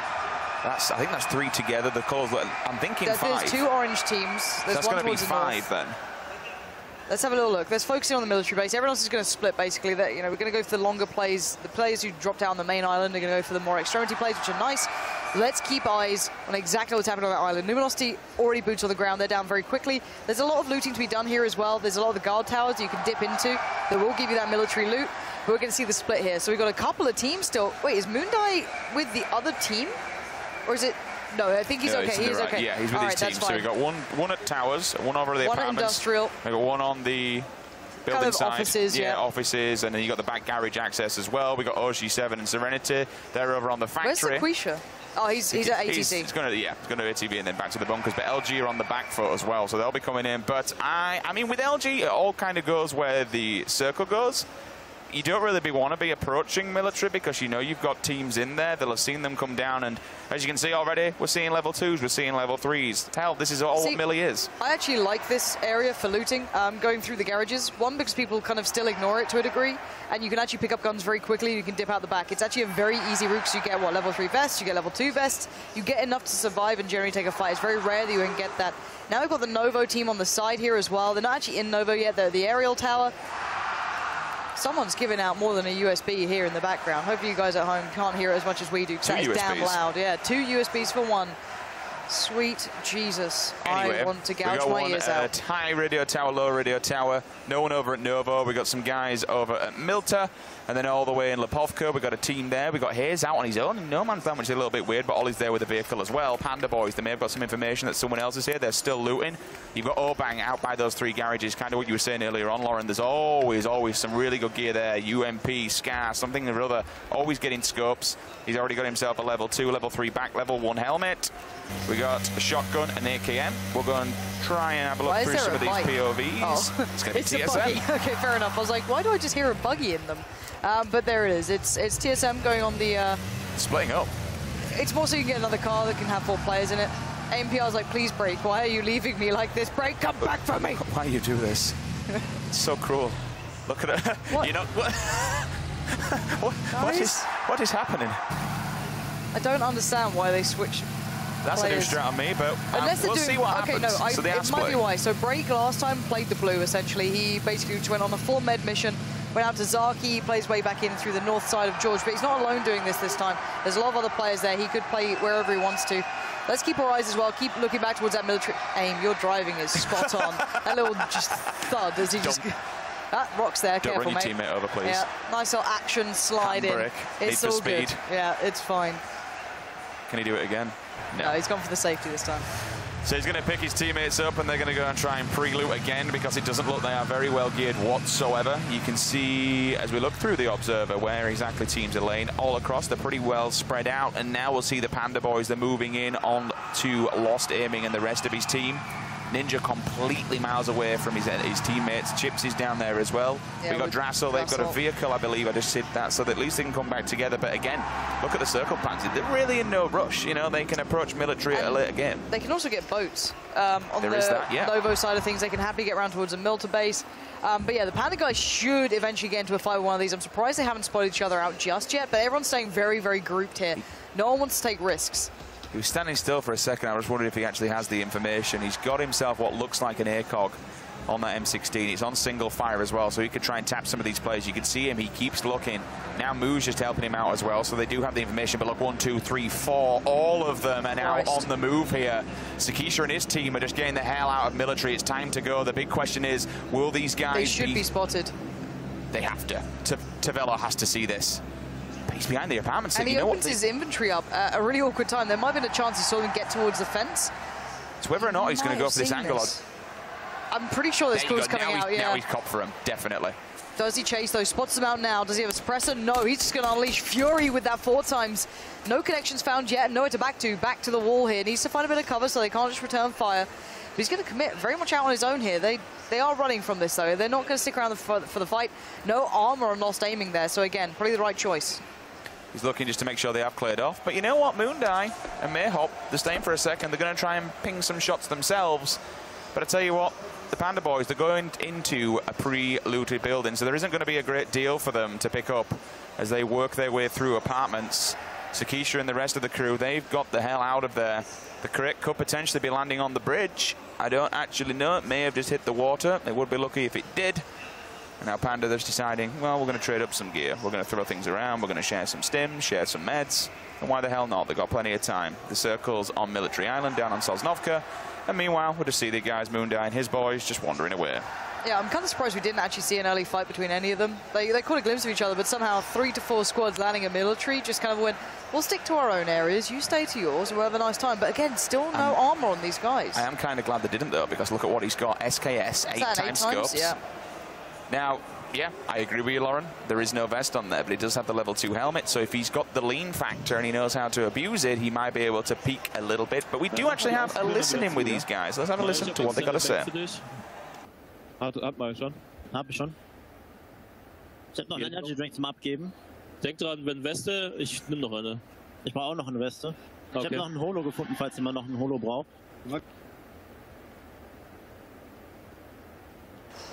My German's pretty rusty. Pretty sure they were like, oh yeah, das ist super geil. You know, that was pretty much it. I did German in school, so I unfortunately cannot translate. But if anything, we know that they know where a team is, and they know that they're going to be worried because they're becoming. Oh, Hoyt's down though. Hello, Hoyt. What happened to you? It's a meme these days that Hoyt is just generally dead. I feel sorry for the guy. Ollie's just found him. He's like, all right, here's my first bit of prey. Hi, nice. He's going to be moving into this one. Probably going to see if he can bait out the rest of the team, unless Holly was just on his own. I do like the fact that he's not just going to finish off this kill. He's using it as bait to get information where the rest of them are hiding. Yeah. He's leaving him alone. Hoyd's like, please don't kill me, Ollie. I don't want to be the first one dead for the second, maybe even third time. I don't. Oh, it looks like Hoyd's teammates are turning up behind him. Yeah, he's gone here. See you later, Hoyt. So that's the first kill down. In fact, that's a different squad altogether. So yeah, what was Hoyt up to? What was Hoyt up to and what was Ollie up to? That's my question. Both of them are on no man's land. Chipsy has got himself a bike, so he's going to be moving towards his teammates now. It looks like they have a vehicle on the opposing side. Meanwhile, Yumru, he's going to be hearing some of these shots going off, so he's trying to get some information from this window. It looks like it's one of those buildings just at the top of the stairs, so you can peek and poke, because you do have, if I'm right, it's a garage, so you can back off into and then get the hell out if needed. Or I could be talking rubbish, it might not be that building whatsoever, but it looks like it with the boxes in the corner. Does he have the information that he needs, though? Oh, welcome to the party, though, friends. We'll just see Interroga opening up on them with the AKM. One of them will advance forward. He's going to get annihilated. Single fire as well. So nicely done. Tapping away on the burst. He goes down, looking to try and bag another one of his teammates. They're just wiping them out. Noble, they found the party, and they're just laying down hellfire. Interrogate's tagged up, but that doesn't matter. 1, 2, 3. Make it 4. See you later. Unfortunately, Stylish Noob and the rest of his players, they are gone. Noble just absolutely did the dirty on them. Well, I'm just impressed with that single fire. You know, he went from the full auto spray, switched onto the M16, and then just absolutely tapped them down. That was so nicely done. The spam was absolutely perfect. This is Cloud9 playing on the south side of the coast, it seems. They do have a car with them as well. They could loot their way through this. Plenty of opportunity, but really maybe got themselves a bit of a scuffle here at some point, or taking a bit of damage there. Sweater maybe not feeling so good at this point. Yeah, there's players on the coastline. That's why they're going to get themselves sorted out in this house. Keep tabs. Watching up and over. I'm not sure it's Moondye and the guys on the other side. That's going to be detonated. The first team to fall here in game number 2. As you mentioned, C9 that is setting up. And as Whitey Dude comes across the horizon, it might not be the best for his life. He's walking up, though. We'll see how this one pans out. See if anyone's going to be chilling, waiting for him. He approaches. Checking, keeps spinning around. He's laid down. I think we're actually going to get C9's team comp. So we'll hop on board with C9, and we'll see how this one all breaks down. Right here. Yeah, so I see. Yeah. Whole team. Okay. Left half wall. We're rotating left. You're gonna play the back half wall here.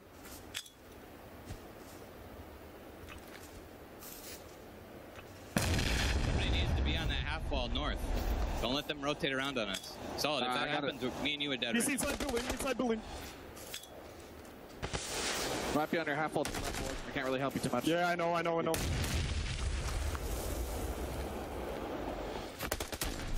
Yup, he's inside the house. They're now around back. Dude, I'm fucked. Rock's tagged. Okay. I'm fucked. I just got naded. I'm down. One's on your half ult. Locked. Yo. Good. Reloading. Good job. Borg, ready to bait me? Yeah, he's here. Pushing two guys on me. I got a Sega. Pushing now. Bait. Knocked another. Last one's Rock. Where's Rock? Somebody should get me. Yeah, I'm coming. I go Chappy. I have no HP. Okay. No, Sweater should get him. Borg, stay with me. Okay. Rotating in. The Rock, right? I mean, he could rotate half wall at this point. Don't push out too far. Yeah, of course. Hold your angles. I'm gonna BM the guy who's knocked. Good. He's inside the house. The guy is knocked. Yeah, I just got a kill. Good shit. 3 seconds, store and heal. I'm on their half wall now.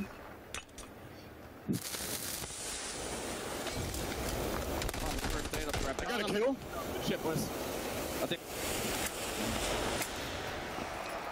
And there you have it, an absolute team wipe coming out of C9. Lauren, just break me down that a little bit more, because the execution, you could hear Sweater being the IGL there. Time to bait, it's time to go. Working as a unit, it was just annihilation. Yeah, Chappie's pretty vocal in that too. Actually, the way he was kind of calling the rotates as well and the possibilities.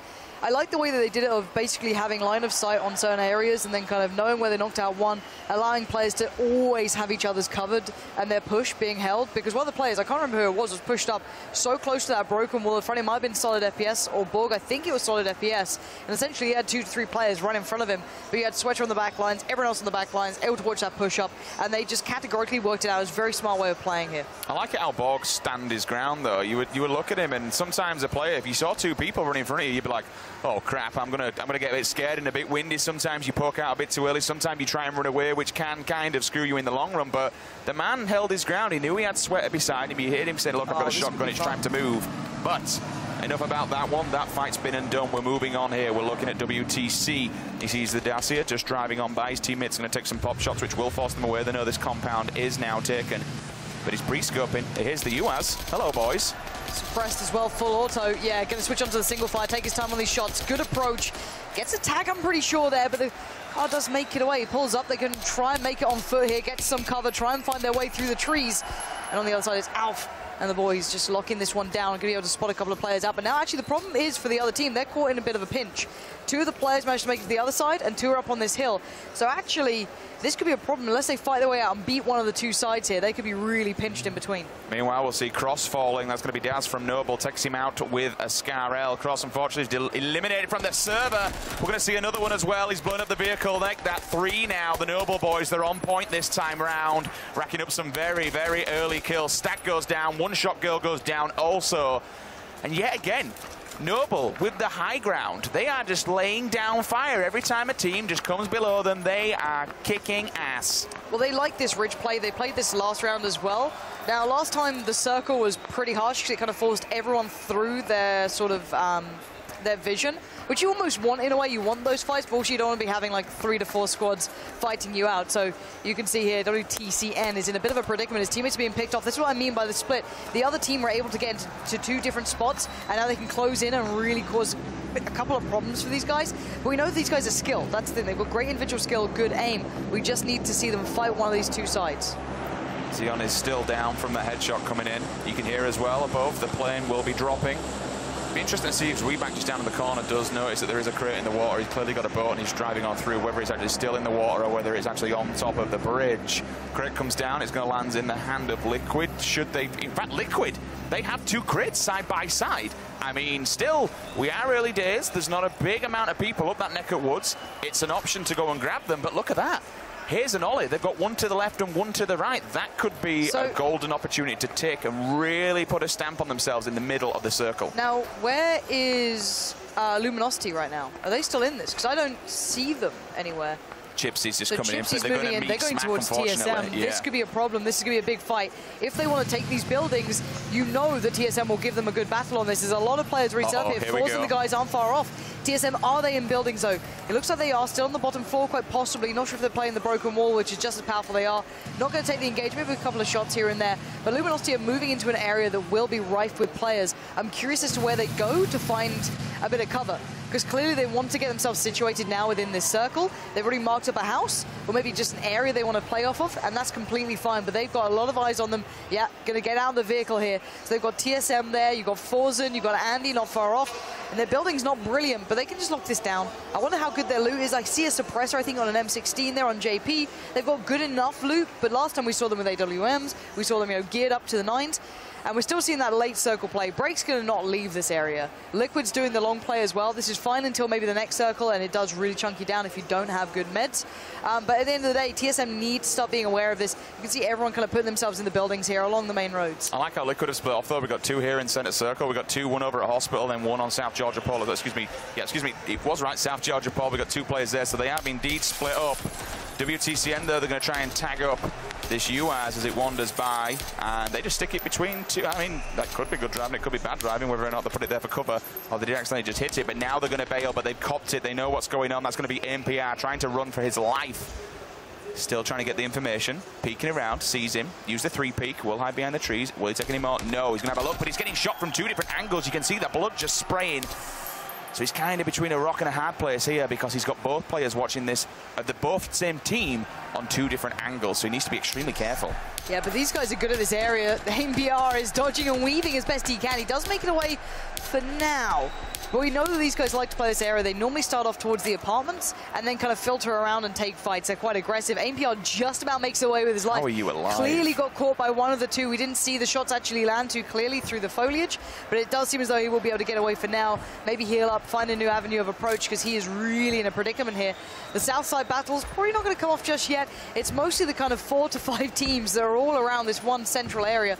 That next circle is going to change the fate of a lot of these players now. Can we take a moment to appreciate how split up TSM are? We've got Break still here, North George. We've got TSM, we've got NPR on his own in no man's land, but he's still in the circle. That has fallen quite lucky for him. And then he's got his teammates who are almost dead center, just to the right-hand side, below Pachinki. We've got a new crate coming in. That's going to be a Groza. Plenty of ammo, 8x scope as well. I mean, the distance on that thing is disgusting as it is. Why not make it even better? Noble again, though. Looking at the kill feed, they didn't quite catch it, but it looks like Noble are having the game of their life so far.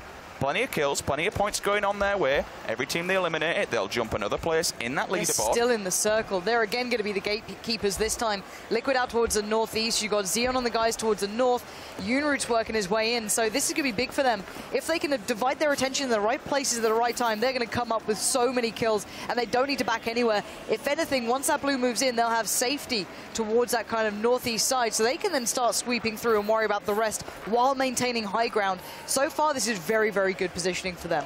2 cars as well, but they're just laying him down, so they can either just bail out of this one should they need to, or just use them for cover. They can dive up behind, still got that bridge, which is fair play to them. All of C9 is still alive as well. We saw the early engagement before with the team that they managed to take down.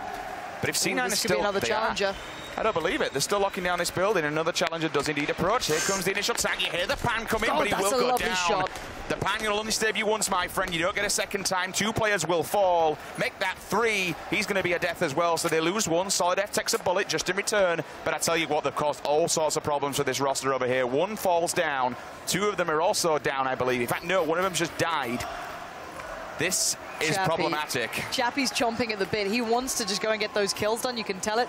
Now, I love the way they're playing. You can see how good they are at this sort of position. They clearly have the line of sight worked out. They have exact approaches, and they know how they want to play. And you're seeing that kind of individual ability coming through as well. So that's pretty impressive for them. Tobias now is on the medic mission.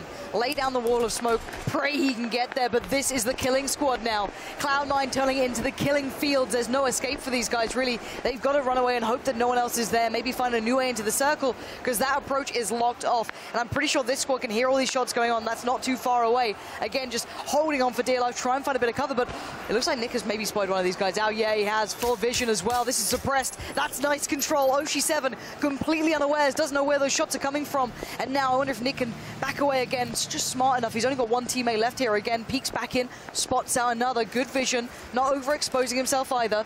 Good control. He's got to be careful though, because he's awoken the bear. They're giving away position. In fact, I was about to say about Sakisha. Sakisha's gone down. Now, he was going to be the issue because he had the Car 98 with the 8 times on. Oshi7, he's dead, unfortunately. Sakisha's down as well. C9 have turned a pinhead, and all of a sudden it's 6 players looking at this roster. They're in all kinds of trouble. That's going to be... What a cracking shot. Leans it as well. She goes down also. Serenity, unfortunately, will slowly be tapped away with the SKS. She now will fall, and Julia... Well, she's left all standing. There's nothing else she can do. Sakisha's just going to be left to bleed out there. Level 1 helmet, level 1 vest, a little undergeared for these sort of battles, needs to back away, just find a bit of cover for a bit. And we're going to see more fights coming in. This is Gassy Mexican squad here with Curvy Llama, eyes down towards those banana houses, still towards that south side coast. So again, they might be spotting out the Cloud9 guys. They've got good scopes, good range, and suppressed weaponry. This could be interesting. Mythrain has managed to find that AMPR player. It was TSM's player who was very much on the run, trying to get away from them, but they hunted him down, not going to let him escape. And you can hear here, look at the walls. They're just absolutely drilled with bullets. There's something big's gone down here. We'll see now as people do move in. Liquid have decided, okay, it's time to move finally away from Gatka. They've both got vehicles. You can see the health ticking, but they both stopped. So they're going to be healing up in those vehicles. Watch the life bar at the bottom. It should shoot up any second. Meanwhile, Mythrain, but they're just going to chill here. Bofors, they'll just get ready for it. Solid FPS does find Sakisha on the floor. He cleans up that one, but they're looking for that last player, which is going to be Julia. But again, you mentioned about Gassy Mexican. They have just turned up to the fight. They need to be watching the back because that could cause them problems in the long game. Yeah, and that circle's moved out towards the western side. That will favor the teams already set up in this area just slightly. So there's going to be a lot of people traversing through this one, and Drifter is trying to just... They're just trying to nade him out here. What's going on. Poor man, poor man. Leaning on the corner, hiding inside the bathroom, hoping someone just checks that room. Probably going to have a shotgun to hand as well. Look at Noble, straight away getting their cars, want to be quick on this, don't want to give time to get caught, but they might be spotted out by Unru and the boys. Evermore's squad, yeah, this could be some fire coming. It looks like they're going to stop. This could be a battle going down on the plateau towards the top of the ridge. Everyone's going to hear this one going through unless they're all suppressed up to the teeth. So hopefully we can jump on that and see if that fight actually does begin. 56 players now left standing. This is a great position for Forz and Andy and the guys. They're in a very nice spot, and actually it looks like Evermore has got the height advantage. He will be able to spot these guys out. Noble can disappear in towards the kind of, I guess, foliage and use that as cover, but it's still very flimsy. And at the moment, TSM are in safety. A couple of baited shots out there basically for TSM. They're just trying to keep people aware of their position, scared to challenge. If anything as well, doing this noise allows his teammates below him to try and move around and kind of cover the footsteps if they are trying to make something happen. It's kind of the same principle when you're using the smoke grenade. You can get a bit of a shot off. Spotted them out. This is probably the Noble side, unless there's someone else moving in. And no, it will be Noble. That is some beautiful shooting from Unru. These guys are so crisp on these shots. 8 times comes out, tapping away with that M16, trying to find some more connections. And Noble are just on the run. They don't want this fight. They want to find any other fight possible. They finally got a bit of cover. They can look up the hill and wait to see who's about to just crush down that hill towards them. And this time, they are on the opposite end of what they've been dishing in this match. They are on the opposite end. They are downhill. They've got to look uphill as people just come flooding down. 4 intro. They smell blood. They want these final kills. They've already down 1. They're not going to try and let this guy hiding behind the rock revive them. Noble still trying to get away. Tap, tap, tap. Knocks out. Christ, that was a What a belting shot. Evermore falls. Cracking spray control there. So now we'll at least see them answer back. They have lost one, unfortunately, Pansy. The big point is that the other team has the circle. They have the circle in their favor, so they have to move down this hill. And now you've got Anger, Lex, Adren all going to crest over as well. At the moment, Noble, sure, they're under pressure, but they at least have the positioning that will favor them. They can hold this line. There's no safety for these guys moving in. Dingus Khan just in a car, just going to plow through. Boom's gone down. Daz is still up, and they're going to have to watch this like a hawk. And there's a horrible feeling. Your heart starts beating when you're hearing these shots in front of you, and you know you have to run this way. They've got to go straight over, so there'll still be eyes towards this. There's at least 2 teams in front, and they're going to change direction, head more southwest, try and play to another side, try and find some more cover on the way down. Oh, the spray! Mythrain going to have to try and make this one count, but there's fire coming in from everywhere. This is going to be a very messy fight. Does knock out 2, though. I'm just trying to look at that kill feed at the moment. Everything's popping off. We're down to 45. Several people kind of going off here in the middle. Adren's going to try and get Lex up, but unfortunately it's not enough. Flom does come in, though. He will fall. WTCN doing the drilling with that UMP there. as he looks across to all his teammates, Pansy. They're all just dying around him. He needs to make something happen because they could potentially just walk in and wipe him out. Dingus Khan now is the last alive for his team. 4 entry. They've only got 1 man. Shots coming in, though. Oh, that hurt. That's going to hurt him again. 1 hit P. See you later. He's gone. Noble then.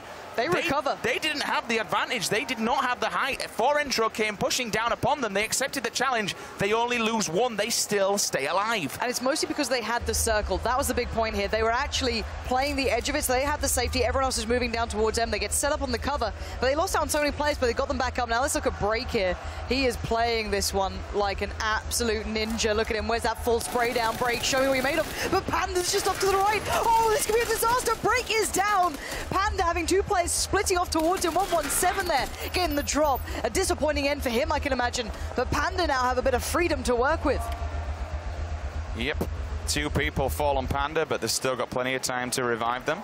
Opts for the looting phase. We'll see JP2 in fact have just fallen. Actually, we've got a bit of an action going down on here as we look across to Luminosity. I believe LG needs to stay alive here. Yeah, they do, because this is them at the top of the board. This is their scoreline. They're into the top 30. Ollie does get knocked out, and that's going to be outside the play zones. Unless his teammate's there to help him out, that could be a dangerous one. LG has split up. We got Smack and Vis in the opposing building. They've got the height advantage, and they need to go to them. Look at where they are, perpendicular to the circle. This is the thing. Luminosity have to get past them or try and evade them in some way, shape, or form, as TSM essentially have the only piece of cover left into that next circle coming up. Luminosity need a top 10 finish to keep themselves very well in that running. If they do that, then they're game on. This could be a big fight. Ninja, are you fancying this? This is a big play from him. If he wants to go in there, you better be just...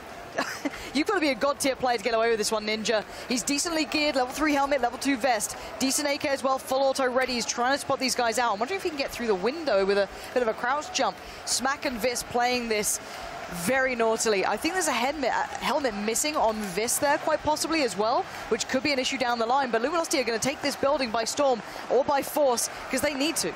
Absolutely. They need to get by them. TSM are kind of blocking it down, but the problem is it's that uphill behind this building in particular. As soon as they go up, you've got the balcony, what TSM are based on. It's going to be an absolute firing line. Meanwhile, on the opposing side, Hayes knocks out Panda. We just saw Ollie go down in the kill feed a little bit earlier on. 28 players remaining.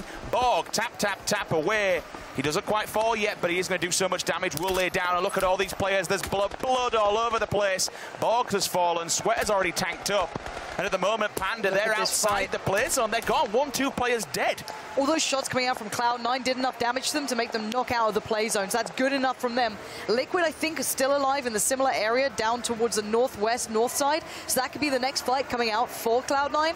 For now, though, they just want to get back into business. Luminosity are going to start making some noise, but TSM are just going to hold the balcony. Do you know what's most scary? They are in the TSM literally have control of the only building inside the circle. So Luminosity need to take these guys out if they want to control this building and look uphill. Idaculus knocks out Dahaji back with a can anti as well. Down goes one. They will attempt to get them back up. But this is going to get messy really quickly because at the top of the crack of this hill here, you can look up from the balcony where TSM are. They'll be able to see people just flooding down upon them. Yep.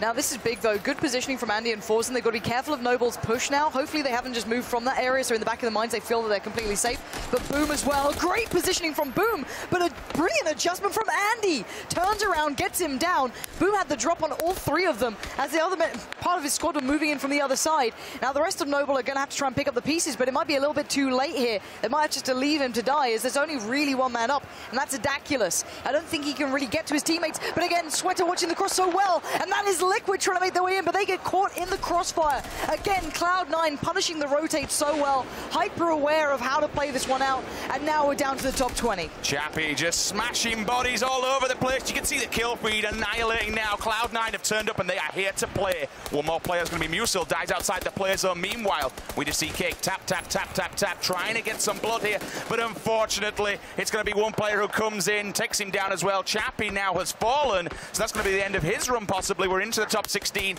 Andy Pyro once again doing the dirty on Noble. That could potentially be the last player for them down. And now we see him moving forward, but he's still TSM. They're in the driving seat in this building. They can just keep surviving. But Luminosity are bearing down upon them. They're right behind. Another player gets tanked up here. We see Mumino to his left-hand side. He's going to try and get into cover. He can't go around the back of this tree. He can't even needs to get away, but there's no real cover. If somebody comes from his right-hand side, he is going to get annihilated, but he's got kicked there for the defense. Right, down to 15. Ninja got him. Ninja got him. did manage to nade out Smack. Vis is still alive, and they can't actually kill him flat out unless they get another nade up there. And that's going to be the last thing. If anything, you could see TSM just doing the dirty and making it almost impossible for Luminosity, but here comes the push. That is big from Ninja. Oh, no! It goes terribly wrong for him. He goes down. This could be a huge problem. He went on his own. The rest of his team aren't there. Smack's going to die no matter what, but still, oh my word, that could be such a loss, but the rest of Luminosity can still do this. Ninja was a hard carry in the last game, but the rest of his team now needs to step up to the plate. They're in a good position still. Vis could just be their downfall. Does he play to get himself in a good spot or deny them a better position? Which team's got the bigger cojones, though? Because this could get really dangerous. They all have to move forward. They all have to go up to that circle. This is going to come down to really who can hold their nerve, who can stand their ground, because he's got a level 3 helmet, he's got a shotgun. If he gets up close and personal, it's going to go bye-bye LG, so they need to play this very, very calculated. And look at that circle. It's going to drive them all up to the top of the hill. Drassel knocked out Forzen, so that's at least going to help them in the long run. There's going to be 2 go down. Andy Pyro still alive and taking names. 2 of his players have fallen. He's going to be the last player. Unless I don't think we're not in a position to get them up, so he will be the last person. JP2's gone down. Chipsy's gone down as well. Drassel, last man standing here. He needs to be so careful. Oh, but there's players everywhere. They're getting tagged up, though. He doesn't want these fights. He doesn't want to get involved. Kate does take down JP finally, and you're going to see Drassel holding on for dear life. He needs to get into this circle. He needs to get in. Oh, he does go down in the end, and what a great bit of play from Cake and the boys. Kind of under the radar throughout that game, but in the end circles, they delivered and then some. I'll tell you what, this leaderboard is super tight. I have no idea now who's going to potentially be in the lead because of the kill factor as well that you inject into this system.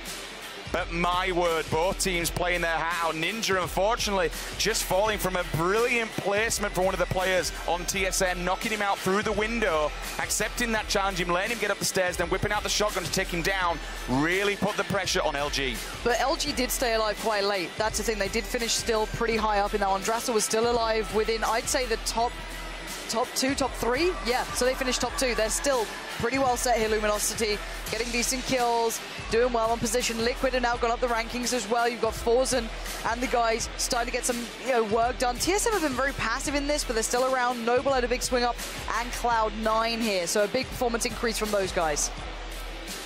This is close. This is fun. This is kind of what we wanted to see. Teams going at it, teams pushing one another, and this scoreboard being so tight. We'll get an updated one very, very soon to show you guys at home exactly where the standings lead us. But I tell you what, you've got to give it to Chipsy at the end. They should be. But I tell you what, you've got to give it to him. I mean, there was nowhere to go, right? He just had several people bearing down him. He did the best he could, but to at least take another player out, which I think may have been from another team. That would be huge. It may have jumped him another placement. Exactly, that's all it is. You get to the point where you just want to screw over other people. But yeah, with a new team winning coming into this, it's going to keep everyone at the top still pretty well spread out. If you'd see, I still genuinely think Luminosity will be very much up ahead now. They should be the ones to watch, and you'll need another team who's finished within the 2 to 3rd spot to finish first to challenge them. So again, they should be looking like the ones to be beaten here, or the ones to win this. But with a new contender coming in, winning that first place with a good couple of kills, it does mean this keeps things very much up in the air. Tier 3 gaming. Now, we've seen quite a few things from these guys across the last 3 days. Cake specifically, the work that he did with the M24 when we were actually watching some of those shots, spinning around in a pinhead, just putting bullets between brains, and when it's all said and done, Christ, it's look how literally close this is. 4 points separate Tier 3 gaming and Luminosity. Even the kill points are very close. The win points, of course, are very much there. Forzen and the guys very close to be able to pick this one up. A win, if a clean win comes in for Liquid and a bad performance from 1 and 2 happens, they can shoot up. Same for TSM, same for Cloud9. There is still many opportunities here. Get this. Chipsy managed to bag another kill just before he went down. He's got 4 points from 1 kill. That final kill has actually put them at the top. That's impressive. That is insane. Taking a body before you fall. Makes all the difference. Word. Well, this is how close this is going to be. At the end of the day, the next game is going to define everything, of course. That top could change completely. If someone new comes in, anyone really within this kind of top 10, if they get a clean win, lots of kills, and the top players don't, then it could all change. We'll find out after this, but we do have an interview, guys, lined up with the winner of the last game. So, Cam, how's that feeling down on the floor there? I can imagine the atmosphere is getting pretty tense. I'm here with Onuktiv and Mumino from Tier 3 Gaming. Congratulations on winning the second time. And actually, Mumino, it's your second win here throughout the whole week. No, I lied. I talked to you otherwise. Never mind. My mistake. I'm sorry. But you did win this one, and you actually got second place last map as well. That means you and LG are very, very close at the top. Does that make you nervous at all, thinking that just because you're so tight with them, that if you make one mistake, if they get just one leg in front of you, that it's all going to collapse? No, we are very confident. We don't really nervous. We have very talented captain. We believe in him. He told us what to do, and we do, and we win. There is no nervous at all for us. Not nervous at all? Not nervous at all. Not nervous at all. All right. How do you expect this next game to come? Game number 3. Did game number 1 and 2 play around the same amount? Do you expect 3 to be too much different, or are you just going to stick in, play your own game that you've played these first 2, and just take home the gold? I think that we will play our third game like we played before. And hopefully the circle will not be on Sosnovka, because it will completely ruin our plans. Okay. But I think in his mind, he has strategy for Sosnovka Island 2. So we don't really care what's going to happen. We're just going to play our game and win. All right. Really confident. Were you expecting squads to be your most successful format? Yes, we was practicing squads the most time. So squads we the best than those. What will you do if you do actually end up taking home the gold today? Do you have any plans? I don't know. I will say thanks to everybody. We'll pay for a restaurant. I don't know. It's impossible to predict what I'm gonna do, but I'm gonna do something really strange. I want to say thanks to my organization, my friends, my team Avantgarde. Very, very big thanks. It's my team who believe me and give me a chance to visit the Cologne. Well, all right. I do apologize. I do feel like I may have brought your minds a little too far ahead, because you do still have to win the third game, or at least place well enough to take home the gold. So you're not done just yet. I'm going to let you guys go and prepare for that, because we're going to go to one more final break before the final games here at Gamescom on Squad's third person.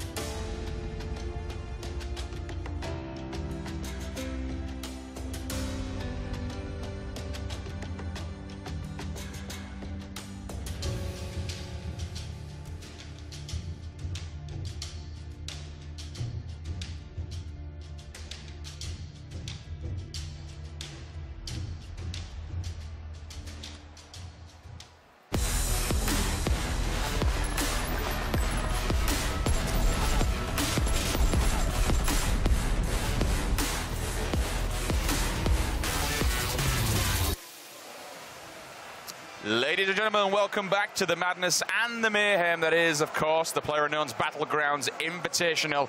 And we are going to game number 3. 1 and 2 are out of the way, and that scoreboard is locked. There is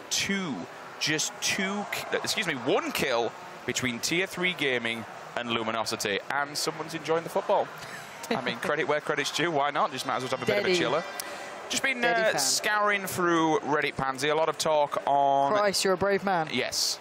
They've been a rather good bunch over there. I do read quite a lot, and they're a rather good bunch. A lot of discussion about Break's tactic, kind of guaranteeing TSM top 4 most of the time, giving him the level 3 backpack, stimming him and with all meds. healthing him out of his mind. It gets them to this point, but it doesn't give you a win. They're out of the prize money at the moment. It's cheesy, but we've already seen it. At the end of the day, if most people were given the opportunity to walk away with that much money, they'd probably do the same thing. Whether you like it or not, you play the rule set that's there, right? And I don't like it personally. I prefer seeing Ninja going off with an AWM. I prefer seeing Break going in with a spray. No one can say that Break is not skilled, though. That's one thing I'll say for him, at least, that if he was there with a rifle, you know he's going to do work. Yep. It's just a choice that he's made to play that way. However, they can't do it this time, really. It'd be a very big risk for them to do it this time. You kind of need everyone together. You kind of need to be taking fights. You need to be up on that scoreboard. You need the win.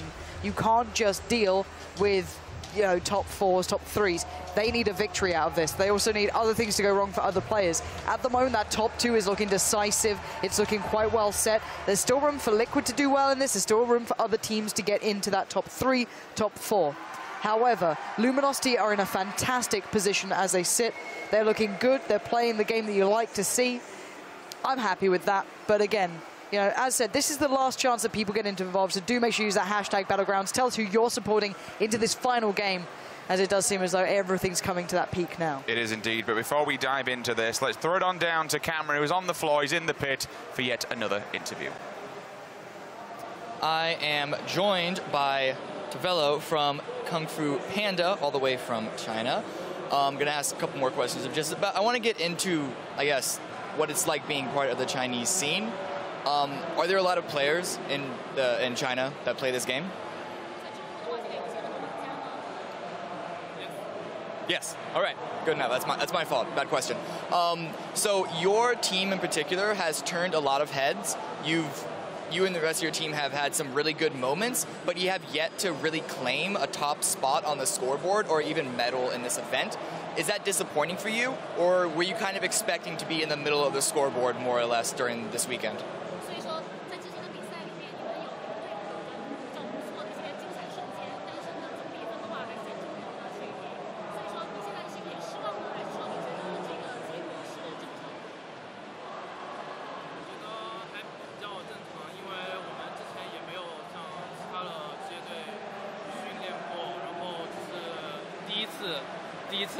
第一次来打这个比赛，然后这个成绩还可以吧，但是作为比赛的话，我们还是想拿到更好的、更高的成绩。So he thinks that their rankings are right now fine with them, but since it's his first time they came to here and to play this game and to overcome the high pings and everything is new. So, but they're expecting they'll have a better performance next round. What you said high ping. Is high ping an issue playing back home? 所以在国内玩吃鸡的话，那个高延迟是不是很严重？对，非常严重，因为我们国内就是没有服务器，然后就是用了国外的服务器，然后延迟确实是一个很大的影响，然后到这次比赛来也会不适应，就是要重新适应一个游戏环境吧。So he's saying that we are using a foreign server to play the game, so we'll have a high ping, and we need to have like the internet speed accelerators to play the game. So they need to get used to the ping here. Well, then in that case, I feel like you guys are performing very well within those standards. I'm not going to keep you any longer because I know you're gearing up to get into the final game, and I know a lot of our audience is as well because we have one more game left to go. Sims and Pansy take it away for game number 3. Yes, indeed. All eyes on the prize now. Luminosity, Tier 3 Gaming, both sitting there only separated by 4 points, meaning 1 kill. But Liquid now making their way up the rankings. TSM just being edged out of the money everything still on the line. Everything's still left to play for. And as we saw yesterday, Luminosity, they were kind of in the same position, Pansy. They went from like 3rd to 33rd or something ridiculous in the space of one game. It can happen. That would be absolutely devastating for them. And I'd feel for them, if I'm honest, being kind of toyed with that twice. That would be horrific. But they played out of their skin here. I've got to be honest. Why is that shouting? I don't know who that is. Gamescom, man, honestly. More USBs. I'd rip someone's mic away from them and just put it somewhere else. It's one of those. But anyway, just to get you guys on the same page, what they are fighting for right now, first gets 80 grand. Second, 60, third, 30, and fourth, 10. Split between the players, of course.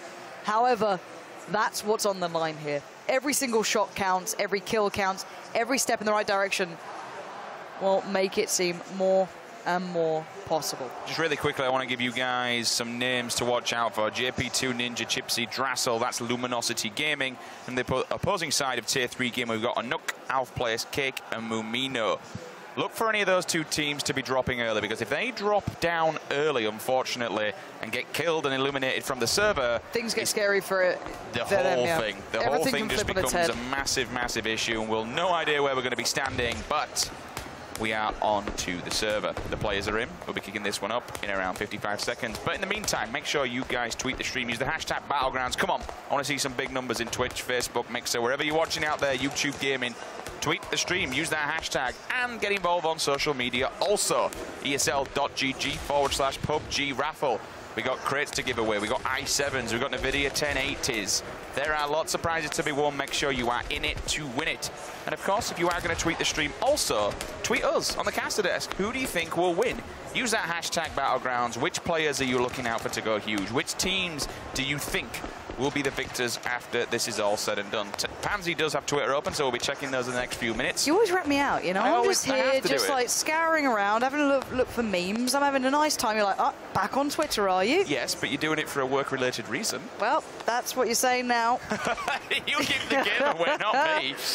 All right, guys, get on Twitter right now. Hashtag Battlegrounds. We want to hear it. This is the last chance to get your predictions, your support through, because this is the final game of the tournament. Send this out to your mum, your dad, your friends. If they don't love you afterwards, that's your own fault. But still, we are into this one. A northeast start as well. She's coming in thick and fast. We're going to see her coming in from the northeast. We have Yasnaya there, Lipovka. Mansion's Spawn also Island in play. Is available too. Go grab a boat and get yourself out there. We'll see it's possible. Evermore's done that twice throughout the next few days. Luminosity going Yasnaya? They are.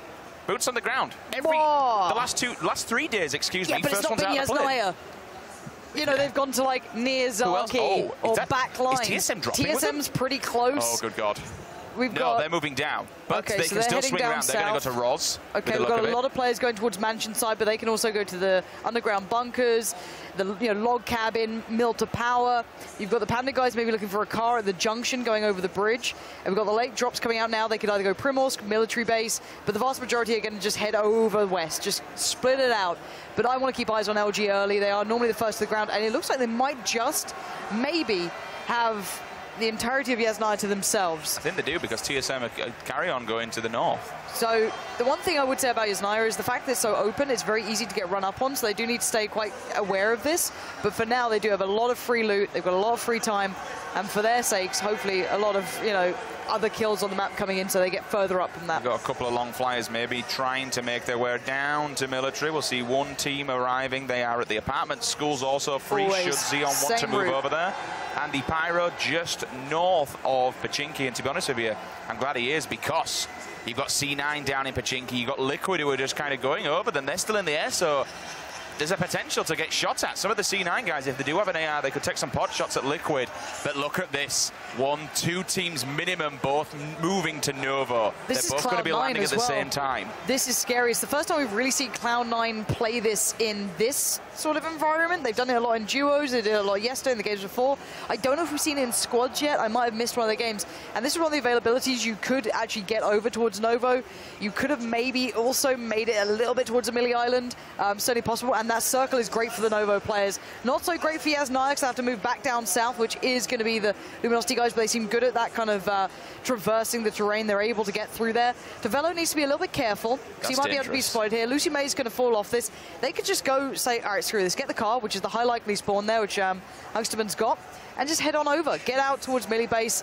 There's no need to stay here. You're already seeing players close by. Screw this, let's go Millie, and just play off the back of that. Duke, get in the Dacia, guys. We are getting the hell out of here because Panda, they are down there and they are getting geared. We've already seen a couple of Kar-98s come in to swing. I also saw a UMP as well, so if they do approach them, they will be getting nailed. So they're going to get the teammates and they're going to get the hell out of here. They have an option to move down to military base should they feel the need. Tavelo's just trying to get some information. He's pushing up just to see exactly where they've gone. But look at the circle. Military's not in, but still, Sosnovka Island is. So it's still an option to go over there now. If they drive super fast, they will be able to loot it out. But look at that circle, Pansy. It's all the way to the east. So we're going to be looking at some kind of Milter power finish, potentially mid-coastline, those rocks, that area where people just tend to duck down. The main thing is that the more the circle's in towards the water side, it's not really playable in this predicament because it's a lot of, it's not really accessible coastline down there. But the fact is there's less ground to be on. So the more that's in the water, the more interesting this gets. Anyway, let's keep our eyes on the Cloud9 guys. They're going to be very close by to another team. Again, still going to kind of cut this this town in half, so they're keeping to their sides. But as soon as one bleeds over, spots another, the fight could break out very quickly. Two teams split across the road in Pachinki. Drifter's going to move back. Just checking those back out houses. You can get a lot of, usually a lot of meds and a lot of stims from those ones, especially the orange house. There is another one that's just before him. Cross probably has already looted that one out. But they still need to be aware that they've got C9 on the opposing side. Now, C9 have gone wide. They've gone all the way to the back. I've only seen 2 players, though. I'm interested to see to the right-hand side if the rest of C9 is... In fact, no, they've all gone together. So C9 have now grouped up. They've dug themselves in those back houses just up on the ridge. You can see the back house as well, the garage on the top. Andy Pyro may have seen someone, potentially. He's moving to the compounds that are kind of off from school as you work your way up to Pachinki. Everyone's got to go east, though. Everyone's got to make a move kind of at the same time. So this could get a little bit interesting, but again, C9, they're not pushing it. You did see earlier on, we saw Solid FPS down in the dugouts in the bunker area. He was kind of keeping an eye. He was walking backwards up to see if he could spot a player. Now, I'm guessing they did, but the more further north that Cross and his team move, the closer they do get to C9. The main thing is that it's very hard to exit Pachinki. This is one of the reasons that I don't like it, that if you want to leave it, you're surrounded by quite open fields. There's not much terrain to utilize to get out unless you get a car. That's where the fight may begin. We do have a meet. Oh my god, the top 2 teams are right next to each other. This could be huge. You've got Cake and the guys right next to Luminosity. Now, they could completely avoid each other. That could be completely negated. But if one takes out the other, that gets scary. It's a night and day scenario. They could avoid each other, but they could absolutely wipe each other out from the server. We'll find out very, very soon as that one progresses. We need to make sure we keep an eye on that, because as soon as those bullets start flying, bodies may stop dropping. And the table itself at the end, the scoreboard, will take a turn for the worse. C9 watching the back, swivel head on point, making sure no one's behind them. Borg and Solid FPS will move forward. Going to grab this buggy, but only 2 of them can get on board. More than the thing is, though, they need to be careful, because if they move to the compound that's just down from them, Pansy, we've already got another team looting in there, so they could be pretty much rolling on in. A set of people tanked up in these houses, ready to go. There is certain opportunity for all of this. Hearing a couple of shots here and there now. It's only getting a little bit busier. Yoonroot, Dingus Khan, they're all moving in. Whitey Doo and those guys might hear this. I think there's a car being used as well, and there's a lot of open ground. Yeah, they're going to spot these guys out pretty fast, I can imagine. They're moving in as a squad, going to try and get to the right position. Yoonroot is there, and he's spotting this. Did he just find something on the floor? I'm kind of wondering, like, why is there a UMP here? Unless that was dropped by his teammate. Got a third person up and over, spots out the car. You can see on the ridgeline slightly further towards 105 east, so they're going to head in that direction. They're pretty blood hungry. They want to take this fight. But it's whether or not that car stops and drops Evermore off. might have seen them here. It's past, which I think that's what they may have done. They may have just stopped for a second and said, okay, they're going to come to us. They're going to try and push us. They do have some scopes there. I saw some 4 times there. Evermore, level 2 helmet. Coat on, so I can't tell what chest he's got, but more than likely level 2 as well this late on in the game. Moondie, Whitey Dude, and Lost Aiming, they're going to push out. They're all looking towards Dingus Khan, though. I don't think they know where Yoonroot is. If you look at him perpendicular to that rock where he is, to the left-hand side, he's not looking. Yoonroot and Wan, they're holding their ground. Moving up around the Harry Potter. Moondie will go into the upper level of it. It's whether or not they... I think they know exactly where they are. I'm a little worried that the other side have kind of lost track of where their positions are. So they're still like, oh, maybe they've run past. They could have gone down towards Milter. But these guys are stalking them out. They're being calm. They're being collected.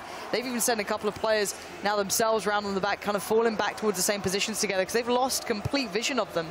And Evan, well, we know he's patient, and Hotted's great at driving. No, that's not even Hotted, excuse me. Who is on the driver's seat there? That would be Forzen. Beautiful moves. Just love it. But they're all kind of heading in the same direction. Looking at this, they're all over in this sort of space. This is kind of scary now. Cloud9 moving out in mass. They've got their whole squad with them, all got cars, all moving through. But they're heading up towards the hill where the shots are going to be coming through from the two teams we saw there earlier. Probably going to be getting tagged up, and look at these. Just lying down and waiting for the ambush. As soon as they make a move out of that Harry Potter tower, they could be meeting their imminent death. Now they're backing off. They're staying low as well, so the guys in the Harry Potter don't see them. Otherwise, they may be able to advance on. I like that play, at least. Keep your body low, keep them out of the vision. So they've missed each other, though. The Luminosity guys and the other team, top 1 and 2 currently, have actually missed each other, so that fight won't happen just yet. When they start getting pushed really from the north, if it goes further south, you might see that fight. Again, if you look at the position from Luminosity, it's going to be hard for them to move down south because you're through the open fields, and that's about it. You can definitely use it, though. There's definitely possibilities. But right now, these two teams are so close to each other. Just really quickly and completely randomly off topic, do you think that Luminosity are going to be really feeling some pressure coming into this game? Absolutely. I'd be bricking it because you can't get killed early, and you've got to hope that the other team doesn't do any better than you. Now, they've played really well so far. They've shown consistent good play, which is what should happen in squads. You kind of negate some of the RNG, right? You get past it. But for me, again, it's not first person still, so you can be very passive and be very aware of other teams without having to commit to things. So you're seeing that working out well for more passive teams while there's so many alive in such a late circle group still. 4 Entra are camping this team. They want them dead. They want whatever loot they've got. They're still around the back of the house, 2 people splitting off. You can see here, Lost Aiming and Mayhop, they are moving together. Oh, Mayhop just decides, okay, I'm going to go away from you now. If you look at Whitey Dude, though, he's got his eyes on the prize. He thinks he knows where they are. But his teammate next to him is facing the other way. So whether he's just laying down, keeping his body out of the glass, now he's seen someone. Now Mayhop can come in with the call out. You saw him running across the back of those buildings. Now we'll give the information. But Cloud9 weren't far away either. There's a lot of players around here. You kind of want to move in on one fight and just kind of commit to clear it out in a way. But again, level 1 helmet, not great. You've got that's a level 2 vest at least. Cat 98's pretty tanked up, I just realised. Yeah, bullet loops on that bad boy, ×8 on it. Always nice, quicker reload. Does a little bit of adjustment as well towards recoil as well. But Evermore's got a level 3. It looks like Evermore's moving into the Wizard Hut that they might be in. I'm curious if it's the right one. It might be... No, it's the one. It's further south one. Yeah. Okay, so he's going to the southern side, which is fine. Makes no odds. At least they can then become a pivot point. If that circle moves lower, they can then hold the rotate. See how this one plays out. Going to jump up. Needs to get the reload. But these guys... I think they've got their number. I think they know exactly where they're coming from, and they're kind of just setting up to allow this push and allow this pressure. So these rocks specifically around this area, the northwestern side of it, are incredibly OP. They're very strong. Now, it looks like we might have TSM going past Luminosity if they're still in Yasnaya. Yeah. I feel as though if you're TSM, you take it quite cautiously. You head around the long way. Not far off, actually, is this team as well. They're both going to do the northern... Spotted them. Yeah, they have. They both could do the northern swing here. Do you take the fight? Do you not? AMPR better not crash that bike. You know you'd be in a little bit of a pickle. I think he's getting shot by Luminosity with the sounds of it. Sure. Might be. He's going to be just diving through. Yeah, AK going off. Yep. A couple of other cars down there as well. There's so many players coming in towards Yasnaya now. This could be a bit scary for both sides. You want to be cautious, but you also can't be too cautious. There's that balance to be struck. They need to be right on the money with it. See how this one unfolds and where everyone's going. This is kind of the time where everyone starts to plow into the hill. Nobody dead yet, which is impressive. We usually see a death by now, but no one dead, and we're already moving into the first circle. We've still got this part, though. OG7 and his squadron. They're moving up. TSM, they know exactly where they are. They're going to take some crack off. You know what? Let's dive on into a listen now. Just kind of get some confirmation now and some comms from OG7 and his team. Yeah, they're going to get out. They're going to get out. All right, we may as well just keep moving then, if we can't engage. That was a bike, for fuck's sake. That was a guy. Oh, Serenity is my MVP. Just, there's a guy, it's a goddamn bike. But it does seem as though that, you know, she's giving a little bit of direction there as well. OG7 being on the driving, you got Sequisha in the back with Julia, so these guys are going to keep moving, and I don't blame them. You don't want to be taking fight. Look at this, the TSM squad are just heading right down south. Luminosity still alive, and they're now going to try and get themselves situated. Because there's so much of the circle in the water, it's now, this is big. This is going to be a great battle. I'm so excited for this area. We haven't really seen those Milta, the Povka fights. This open area on top of the hills, this is going to be massive. Oh, that's going to be AMPR possibly here. Oh, attack as well from Oshi. That could be huge. That could pay out and then some down the line. Now, this is a lovely compound, actually. One of my favorites to play in. You've got the mini mansion almost up top. Good high ground off it as well. A lower area to play from too, but it looks like there's already people maybe here. Is this could be the same compound? I'm not sure if it is. It's the C9 one. It's just to the right of the crater. This is the other side, yeah. It's just the right. Now, this is a bit of a nuisance because you can actually, if you need to, you can position people in the houses that are directly behind you so they can see people coming over the crest of the hill, or you can move into these houses. Now, you have a full sight line should people want to move into the tree line, should people want to move down to you. Just really quickly, though, every time we look at MPR's point of view, he's always on his own. He's always been that little bit of a nuisance. Wait, is this TSM getting shot at here? I'm pretty sure. Is that the bullet? You just saw yeah, it's MPR's Cloud9 damage. and TSM having a little bit of a back and forth. One's in the hut, the other's in the entire building. So at the moment, I'm glad they have one player outside. That's Smack. That's really useful. Do any of them have Car 98s? Can we have a little look at them SKSs, anything like that, bit of range to them? Because that'd be really, really useful for these guys. They kind of need it. I'm pretty sure that car is going to get absolutely peppered if they even try and make a break for it. But, oh, God, TSM are right in between a rook and a hard place. You've got Oshi7 in the squad towards the right. You've got Cloud9 to the left. And no one's going to be challenging them. So, again, they're in a stalemate. Do we commit to one? Do we just stay here and hope they don't push us? But look at this battle as well that could be going down the Mythic side against the top two team here. Liquid are all the way out in Georgia Pol still. We've got Vicstar, Stody, and the guys out in Primorsk. They're playing the long con. See how this one unfolds. It's all going to get a little bit quiet. Be nice to get C9's comms every time soon, just kind of get into the heads and into the minds and hear what they're thinking, because they are all kind of backed off. So, you know what? In fact, let's do that. Let's have a listen to see how this one plays out from C9.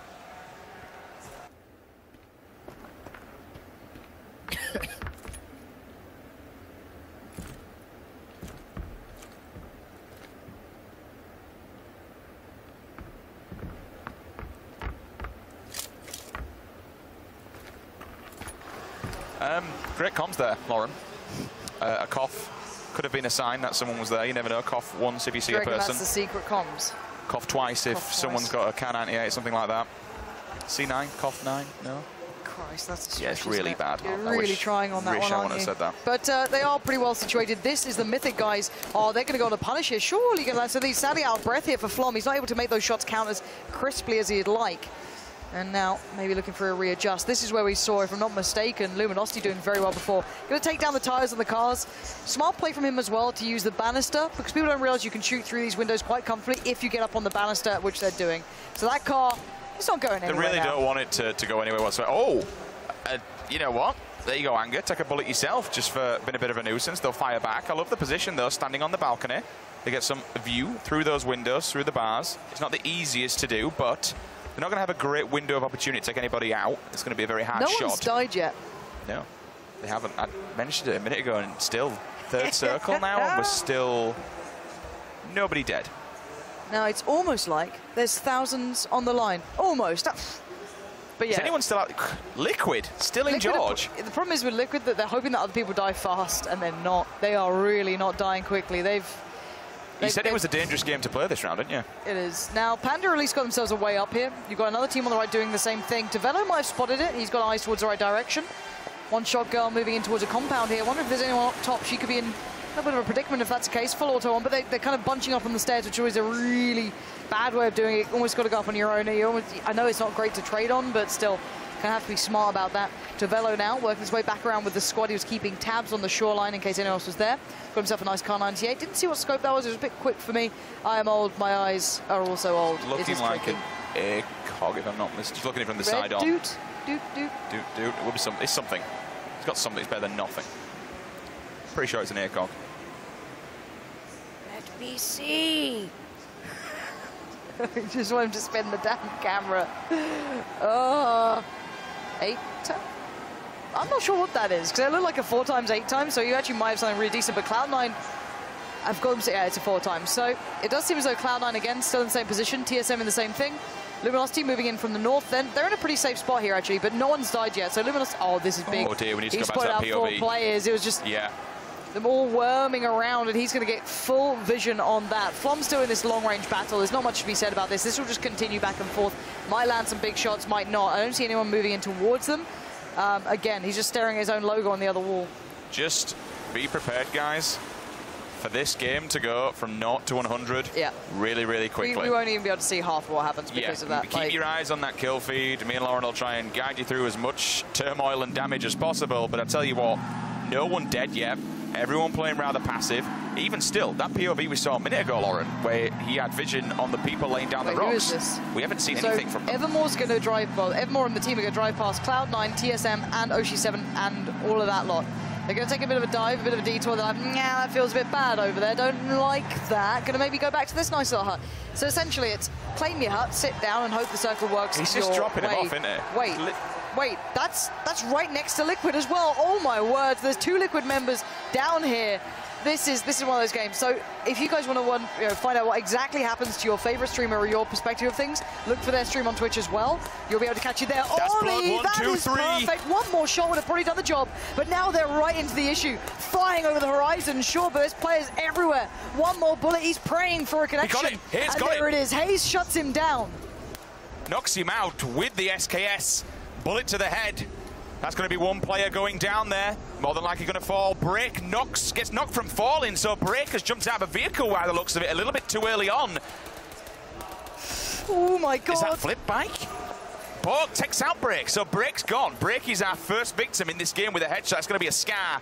He's probably been knocked off that bike. Either that or it flipped over. Something bad happened. Another player's down on the floor as well. Watch the kill feed. He's going to be tapping him up. Watch for his body to hit the floor any second. If he can make his way through the bars, because it's not the most easy of shots, especially at that distance. Meanwhile, the rest of TSM, they're just going to rotate round. Oh, and there's a second kill. It will come in. So, C9. So far, so good. Liquid Tech 1 as well.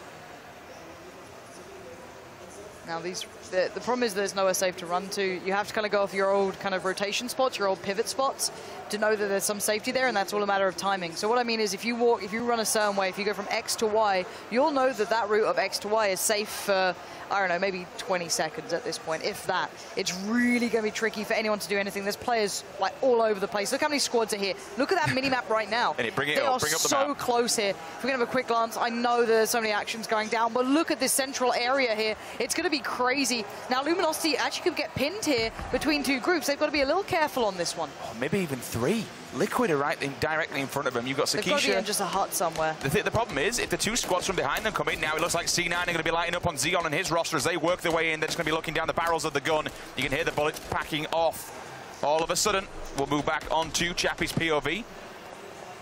Going for the tag, gets some blood there. He knows someone's hiding behind the tree. You can just see his foot angling out, wiggling back and forth, trying to stay alive.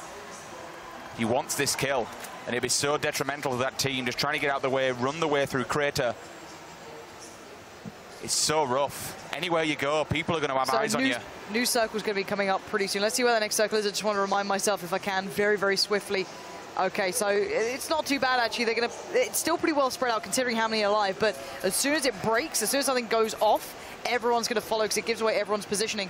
And actually, for the team in second place, they're running through such open terrain. And I think that you still have Flom, Lex, Anger just off to the left. You've got other teams very close by. Mythic are not far off from this. If they get in here, if they try and watch it, or the other thing happens, they catch their cross. 2 teams moving almost perpendicular to each other. You've got players up on the ridge now moving across as well. Just maybe been spotted out here. This is very, very scary times. Do you know what my issue is with this roster, though? They're second place Panzit. They're packing level 1 helmets. There was maybe a level 2 chest between them. They're all very, very undergeared. Even a level 1 bag at this point, it's just going to get destroyed, you know? The damage reduction at this level, when people are packing 7-stick 2 weapons, you're going to have SKSs in play, you're going to have a Can anti-8 AKM. It's just going to do so much damage. Saying that, One Shot Girl, she'll be pushed back, does have the time to at least drink up, get some Red Bull. And she's in the zone. That's a really nice circle for them, so they can let them go. They need to move up here. They're fine for now. They're in a decent spot in this predicament. Luminosity still okay, still alive, still kicking. Luminosity need that team that we just looked at with One Shot Girl to stay there and just rain down bullets onto tier 3, because if they do and take them out, that puts their chances up. Meanwhile, Ollie doing the same as before, taking damage. Good. Look at all the blood, same thing exactly, same scenario as before. Did I just hit a pan? Did Ollie just excuse me, Hayes actually just got saved by the pan. You heard that dink, so now he knows. Oh god, this is someone's so behind scary. him. This circle is going to force all these northeastern teams to have to go south now. This means that everyone's going to go past each other. So, you know, in these awkward fights, you've got two teams on the coast here. Well, at least one now. That could mean that Liquid are going to get shot in the back, in the heels. One shot girl still healing. They're removing all the vehicles. This is going to be an open field. This is going to be an open battle here. Stat will take out the wheels. One's gone. They're not going to be able to do too much. You'll keep firing on. Remember, 30 bullets from any 7.62 will blow that vehicle up. You can see on Stats. Oh, Stat's been hit himself, though.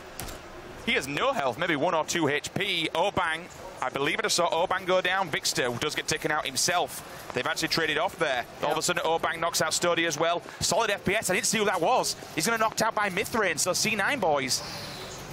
Mithrain goes down 1, but they're going to be able to, easily be able to get him back up. This is great positioning, though, from WTC. He's in such a great spot here. Unless they get flanked on the side or something comes around, it looks like right now Hayes is in trouble. Yeah, it is. It's Julia. It's Oshi7. It's all those guys. They're taking down half of the Liquid side. Evermore dives into the battle now. Moondie towards Borg. It's all kicking off. This is that northeastern fight that we knew was going to go down. The battleground really begins now. Play back for a second. Look at this. I know, this is insane. I'm just trying to let this game unfold and watch exactly what happens, because we keep seeing these chunks, these little battles that just come out for a second. Another member of Liquid, that's going to be Ollie. So 2 members of Liquid go down.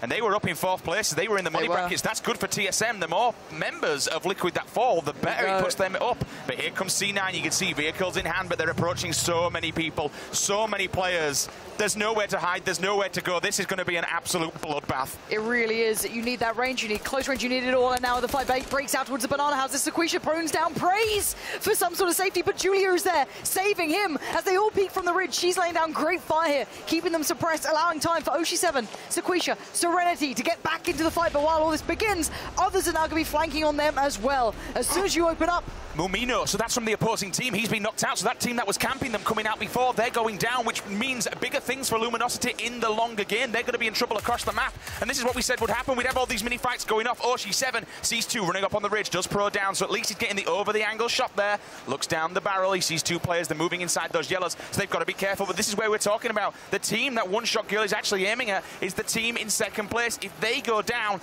that just helps everyone out along the board so much. TSM are looking good because Liquid are losing as well. So now the story starts to unfold. We're down to the top 70 players, and this is insane. Top 70 at this point. We need to see that map when we get a second on it. Where are Liquid right now? Where are Luminosity? Liquid are coming in from the south. They've gone for a switch up here. Where are the Luminosity guys? I can't even see them. They're up in the top corner, but they've got between them and the blue zone, they have a team right in front of them. They're over here in the top corner. Christ, all right. Drassel knocks out one, so Drassel takes him out. We'll also see JP, he gets knocked out by Nefen, so they're now having a battle themselves. They're in that fight. Top two squadrons are both in fights across. We need to keep tabs on them right now. Noble is still doing their best, going to be nading down this hill. They've got the circle. They're pretty safe to a degree. It's these guys right now that are in the real...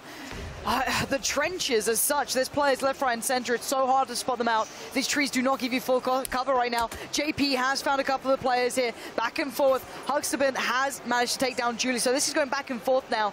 These battles are insane as we speak. There's just a couple of lines of sights that are doing the job. Oshi gets a glimpse on the car. Not sure if there's a player nearby, though. Moleman has actually died out of circles. This is Liquid going down. We'll see Flom doing damage as well with the scar there. You'll see him taking out Stat, looking down the barrel. WTCN knocked out Drassel, though. That's the big battle going on. That's the 2 squadrons, but we do know that WTCN themselves, they've not got very much gear. Ninja, he will fall. He'll get tapped away. LG may have just turned up to a gunfight with not much ammo whatsoever. This could be an absolute heartbreak for Luminosity. It depends who now wins out on this fight, but if they're getting picked out by teams that are within that top 4, this could be all over for them. They could slip out of the first pop. I've just seen Drassel go down as well. JP2's the last one standing. You need to stay alive for this team. They need to run. He needs to be on the move. Shaka's still doing damage. Serenity's gone. Oshi's down. This is a disaster for so many teams across the board. It's all falling apart. There's still 60 alive. The Panda guys, Obang there, laying down fire from far away, doing what he can. Sequisha waits patiently with bated breath, hoping that somehow he can stay alive. He sees the opponents, but what can he do? There's 3 in front of him. Look at it, JP is trying to stay alive, trying to find respite. Oh, but again, he's going to be ramming into a load of them, though. Unfortunately, we need to get eyes on that one to see what happens. J2, I think he's actually he's gone down and he get the kill. He's dead. That could be the end of it. C9, we're going to see Solid pick up 2 as well. I think that would it. I didn't catch it in the kill feed, so LG may be out of the running. And TSM have just taken down Cake. Those guys were in the second place position. Jippy2's gone. Okay, this could change the top two now. We need to keep eyes on who's left alive. So there's still TSM in this one just by a touch. You've still got a couple of the other teams who are within that top 5, top 6. Evermore still kicking in this one. He's somehow made it through those trenches. He's still fighting. We've got Noble doing damage. Great connection towards Forzen there. This is Interroga coming back into the action. This is what I want to see from this man. 8 times up on that Scar, doing work. And now Shaka's team are falling like flies. You can see his teammates are the walking wounded. He's all alone now. He's got no one else to fight with him. He's in the blue. He's got to move soon. Drifter's down. Cross is still up. They might be able to get a revive, but there's enemies everywhere right now. Lex, though, his teammates are picking up 2. You can see there, Anger and Adren, they're both grabbing 2. They're moving forward. Lex trying to keep on the back heels of that blue zone. He's going to push them all in. Flom will drop also. They're going to split to the left-hand side. Andy Pyro's there on the outskirts, so you need to be extremely careful. Solid FPS and Chappie kill Evermore. Evermore is down. He is gone. Andy Pyro will die outside the zone, so that's a little bit unfortunate for him. Meanwhile, we'll see Interroga and Adaculus. They're going to be doing damage. Panda, all I'm seeing in the kill feeds, Panda. They're doing so much damage. 1, 2, 3 members of one team, they will fall. And then Flom, he also falls to Adaculus. Smack gets knocked out by Anger as well. Everything's just going insane. We're down to 32. So the Mythic boys are now struggling. TSM doing work towards them. Panda guys doing work towards them. The pinches are coming through. The next circle is forcing everyone in. AMPR does find Moondie, so it's TSM still finding kills at this point. They could be one of the teams to really cause problems here. AMPR, Vis, they're still in this. They're in the rocks at the moment. They will need to move forward, but not by far. AMPR sees 1. He needs to get these fights going for himself. He knows that he's got a couple of seconds before he has to run, but 38 seconds is not a lot of time. Look at that circle. It's going to force them all into the breach. They'll be going down any second. They're all outside. Chipsy's still alive. I didn't realize it. Chipsy's still getting kills in the kill feed. No, he just died out of the play zone. So he's lasted all this time, so he's made it to top 30, but will that be enough? Oh my word, so Luminosity, we're still in it, but he's down now, unfortunately. Has he done enough? Sweater kills TSM. He goes down. Smack will be taken out with a headshot with an M16. All the Noble players are alive. Killer Kapowski, they're going to be coming in from the backside, though. They may see them. They may mow them down. Sweater takes out TSM as well. Edaculus within 2 kills. He will fall. Takes out Lex. Takes out Adren. And now this is coming downward 2 to 24. That's 8 kills within a few seconds now. Top 30 is only 70 points. I'm not sure if that's going to be enough, but we can find out at the end. Right now, everyone is kicking off. Curvy Llamas desperately fighting against the blue, and everyone else, her teammates are falling around her, and she can't do anything. She goes down. She knows this one's over. Tavelo has found Yunru. We're down to the last 21, and this circle is tiny. It's going to force the fight. Those individuals who have that firepower are going to do every bit of damage that they can. Stevo's still in this, but bleeding from the seams. Gassy Mexican goes down. Stevo goes down. Daz does manage to find Killer Kapowski, but Vis has died out of the play zone. TSM are falling apart as well. We'll take a look at this, see who's left, and look at this. C9, they're on the outskirts, but they are going to get pushed in very, very soon. Meanwhile, Shaku's going to get tanked up, lets one of his teammates die. He's the last person alive for his roster, so he could do some serious damage. Catches one in the fray right in front of him, and this is where the scramble comes. I believe it's Noble. I think Noble are all just trying to scramble upside the hill, but look at this grass. You've no idea where players are. It could be like a predator just lurking in the grass. This is where things get really, really dangerous. Only 14 players remain. And now we wait, the calm before the storm. As soon as it starts, it won't stop. We might have the finish off the back of it. We still have a lot of these teams alive, still kicking. Lost aiming, in a good position with his teammate. Panda off to the side. And right now we're going to listen to Noble just for just a second. At the moment, Nox are just about to get into a fight. Oh, the trade comes in. Idaculus manages to get into the battle. It's Noble coming up with the goods so far. They are not going to go down here, but now Panda know exactly where they are. They are making their way in, but look at this. 3 members of C9, they're still alive, and they're creeping up on the edge of this circle, but they've got to cross this road. They have to move across. There's no cover for them on this side. The circle will get them. But in doing so and staying here, it's making them keep alive. It's making them stay up the rankings. Every time they see a player drop in the kill feed, they know that their chances just get a little bit better, and it needs to, because they were down in the rankings. We didn't see them in the top 5, top 6 section. What will happen? All of a sudden, Lost Aim will take out Boom. Idaculus does take out Mayhop. Then Daz just comes in. He kills Lost Aiming with a headshot with the AKM. Chappie, looks like Chappie's actually gone down now. The Noble guys. Lauren, they're doing the work. Top 10 now in these last few seconds. That circle's going to push everybody in. Anybody on the top side of that circle's in a great position. I think that's where the C9 guys may be. Yeah, and now you can see Daz working the edge of the circle, trying to find his way up. Cloud9's clearly already in engagement here. Lost aiming, does manage to finally kill Interrogate. He might have just bled out. Now Moo's watching this one, trying to find that next angle. You can see them all claiming their side of the circle. Cloud9 now becoming a center point of this. All the focus goes towards them, and it's Noble catching out Panda. They're doing everything they can to make this one count. Panda have 2 players on the ground, bleeding. Moo's the only one who could do anything to save them, but Daz is having none of it. He wants to get it all done. Liquid finally lose Scoom. He was alive the whole time. Wow, after all that, he's just been staying alive and ranking up points. Top 6. And Panda's going to go for the revive here. But you know what? Noble is doing so much damage. They have been laying down the law here in this final round. Idaculus will finally take out Obang. It's Cloud9 against Noble. Surely this is the last 2 groups here. We've got to see who's left alive. Oh my God, no! In the back, it's Moo still there. And he's going to get a revive as well. No way! This is big. Oh Noble still have 2 players alive. It's a 2-on-2. This is it. Noble, Daz, and I'm pretty sure it's Idaculus. Yes, up against the Panda guys on the other side. This circle, they have 1 tree on the Panda side, 2 for Noble. They can split their attention. Who's the aggressor? Who's scared? Who's terrified? Because you've got to make the move and make it fast. Limited ammo on Idaculus as well. Down to about 17 in the clip. And the move comes in. Moo's going to make the move. Baits out the shot, but he doesn't land it cleanly. Idaculus backs away. Oh, the Panda guys go down. It's back and forth. But in the end, if I'm not mistaken, it is Noble to pick up the win. Noble coming clutch, game number 3, and they stick their name on top of the board. We've seen some amazing stuff from these guys so far, but finally coming clutch when it needed most, and they will get a win. But in the long term of things, in the longevity of this competition, will it be enough? We didn't see them in that top 6 area, but this is, I do not know who's won this. No, me neither. This is insane. That 6th placement from the Liquid guys, I think it was Scoom still alive, is 230 points. He snuck in there. Yeah, so that's either 230 for 6th, or if it was 7th, 180. I honestly don't know. I really don't know. This is going to be one of those games that's completely now up in the air. It could be either way. It'll probably take a second or 2 to work this out. The admins are going to be going over things. And oh my word, what an incredible final game though. Here we go then. Time. Here we go. Let's see who's done it. The confirmed leaderboard. Let's throw her up and see who will be crowned your grand champion of the PlayerUnknown Invitational. Luminosity take 1st place. 2nd place coming in, we said earlier on, goes to Tier 3 Gaming. Noble clutch it up. They get into the money. 30 grand. What an incredible game for them. And then, as you mentioned, Liquid at the end, staying alive, Lauren. It's put them in the money bracket. Scoom, you're an MVP. TSM will have just slipped away slightly because of that difference. That little bit of work from Liquid. It was like, all right, Break, we like what you did. We're going to do it better and when it matters even more. So there it is. That is your top 4 here for squads. Luminosity just fought with absolute sheer grit and determination throughout that one.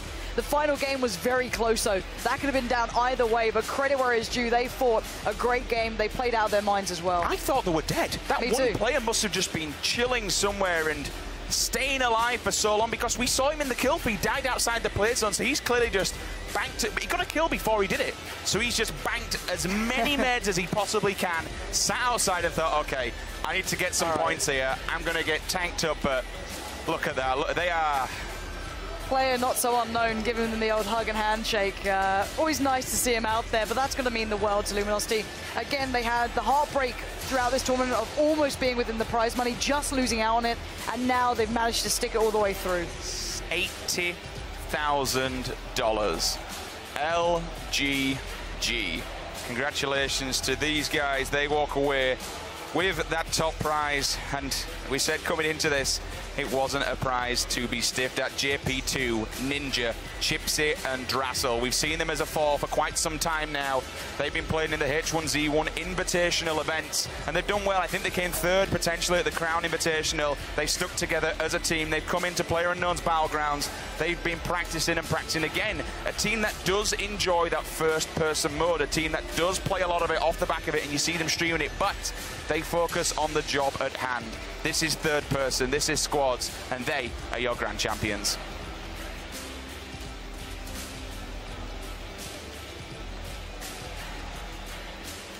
Not much more to be said about this one, if I'm honest. You've got to give it all over to those guys. They worked incredibly hard throughout this event. They've proven individually they can certainly do it. The solos, it didn't look great for them, I've got to say. Wasn't their best performances throughout. There was a couple of here, there, and everywhere moments, but they came together where it mattered. and you're seeing it now on your screen. So, yeah, brilliantly done. And as said, nothing more to be said. Well, there you have it then, guys. We're going to be getting these trophies, or pans, no matter which way you want to kind of look at it from this one. Right now, we'll let this screen do all the talking. Me and Lauren are going to sign off for a second. We will return, obviously, to sign off this day. But for now, enjoy the shots, enjoy the views. All this action has unfolded across these 4 days, and it's been incredible. It's been wild. I want to thank every single one of you who has joined in, whether you've been tweeting, whether you've been sharing the stream, whether you've been interacting with me and Lauren across the weekend, whether you've been giving feedback, obviously over on the PUBG official forums, on Reddit, on social media. It has been an absolute pleasure to cast this. It has been so much fun, and just a glimpse of how truly incredible this game can be and will be over time. We'll see it advance through the course of history. We'll see it changes made, new maps added, new mechanics. It's not even launched, and it's already 805k concurrent players on Steam. Big thing for this game to come, and it's going to be coming to console also. To all you console guys out there, you'll be able to get in on this action. Honestly, this is just a glimmer of what is to come. It's going to be a bright and amazing future for this game.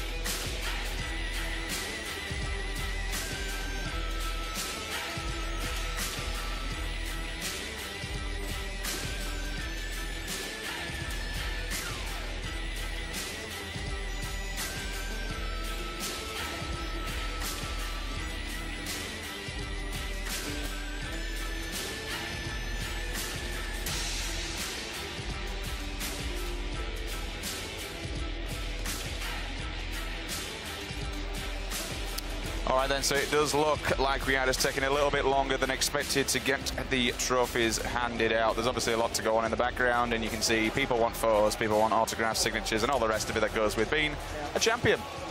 And there's not a great deal more that me and Pansy can do. Obviously, the game has spoke for itself. This is all said and done now. And finally, everyone's making their way to the stage. Here we go. Glad to see Noble up there as well, a team who's been fighting, real grit, real determination to how they approached it. That final match from them was brilliant. They were down to, that last 3, that kind of like 1v1. So well done to those guys. They deserve this. To be up there, you've seen them throughout the course of the last 4 days. They've been fighting tooth and nail, and they've not managed to make it to the money bracket yet, but this time they do. This time they will walk away with some cash. They'll be coming in 3rd place. You can see it on your screen there. They're going to be getting the bronze frying pans, and as we said yesterday, you don't want to be using them out of the game like you do in game, because it's cast iron and it will hurt. I haven't actually felt how heavy they are, but I kind of want to give it a little I would swing. put it this way: if I put that in my bag, or if you put it in your bag, we would get charged extra at customs. Ooh, that's... There is weight to it. It is real cast iron. There it is. You could probably work out with them, put 2 of them in, and just on a morning, quick 5 I wish minutes. someone saw you doing this motion. No, honestly, I'm going to stop now. I am actually going to stop doing that. But there you have it then, guys. Very good stuff. 3rd place, Noble gaining. Congratulations once again to them. Very, very nicely done. Love the play that they played throughout near the kind of ledge that runs through from that southern road in between Milta and Pachinki, and they kind of held the line, they held the guard. And it is actually PlayerUnknown with the pans in hand. I hope you're happy. I bet he feels at home with them, doesn't he? He's dual wielding as well. He's going to swing one. Go on, swing one on camera. Go on. But you can imagine the PR stuff if he just goes dong on one of the players' heads. The noise is amazing. It is good. When you hit someone with a pan, dong. Right, where is that second place team? Where have they gone? Dude. Come on. Come on. Or we'll just give it all over to Noble. They are waiting on the side there. You can see them waiting. They'll be jumping out soon. There it is. There's second place team coming through there. We saw Cake and those guys starting to turn our heads. We saw them in solos, in duos, but now in squads. They've really delivered. Tier 3 Gaming. They take second place at the Battlegrounds Invitational live from Gamescom. Anok, Alf Place, Cake and Mumino working so hard, so much. A well-fought battle every single game that we saw them. Just staying, you know what? They were on the back line. They were on LG's back this entire series because more than anything, it was these guys that were applying the pressure. You could see it. There was only a 1 kill difference. And to carry on playing like they did, I believe it was Chipsy at the end, if he hadn't stayed so long alive, that could have been different. This could have been a gold frying pan, not a silver one. If they fought in Yasnaya earlier as well. There's only ifs, buts, and maybes, but for them, what a great way to close this out. Second place, of course, gets a big chunk of cash too. Not just about those frying pans, even though they do look damn good, I will give them that. But now we move on to first place, the team that suffered heartbreak initially, the team that went through the trials and tribulations as any other does, but right now, this is what they deserve. A great performance from Luminosity, a great performance from the man at the front there, Ninja. You know what? He has critics, he has people who doubt him. He's come up here and he's provided us with a great show. JP2, Ninja, Chipsy, and Drassel. They are your Gamescom PlayerUnknown Battlegrounds Invitational 2017 Grand Champions. They walk away with a gold frying pan and $80,000. Well played, tooth and nail. They have fought hard every single time, but they are your victors. They claim victory. They walk away with the grand prize. Congratulations to them.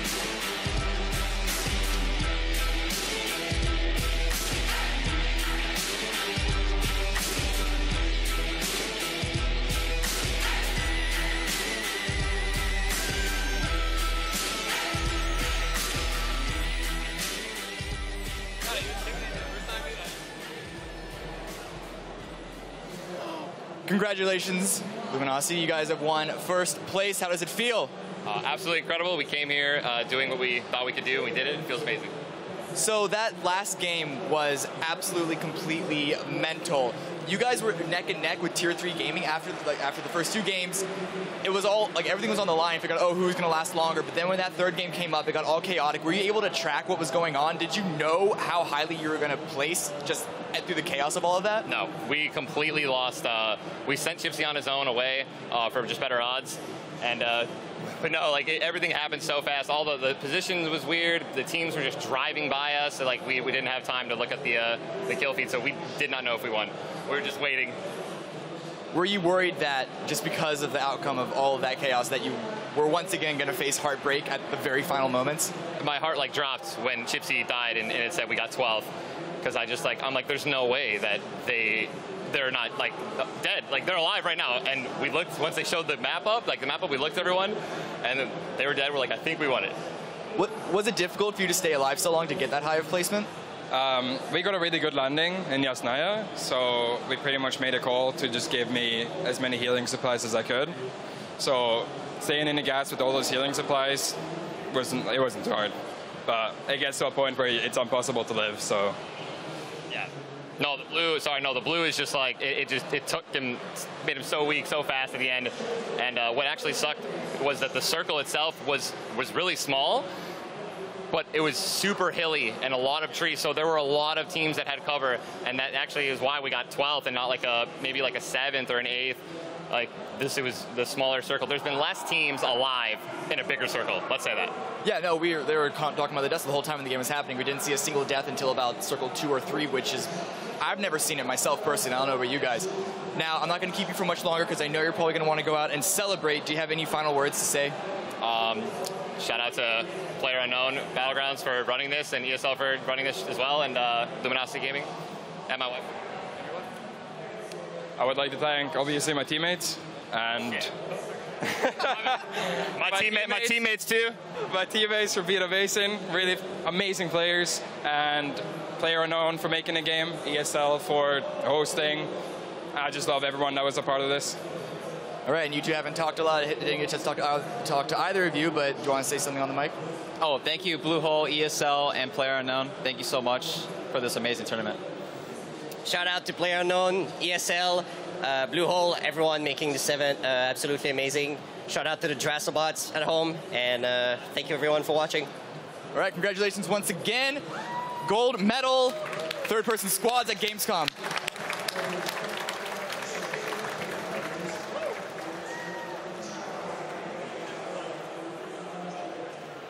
Thank you, everyone, audience at home, for watching. Yeah, you guys can go. You guys can go.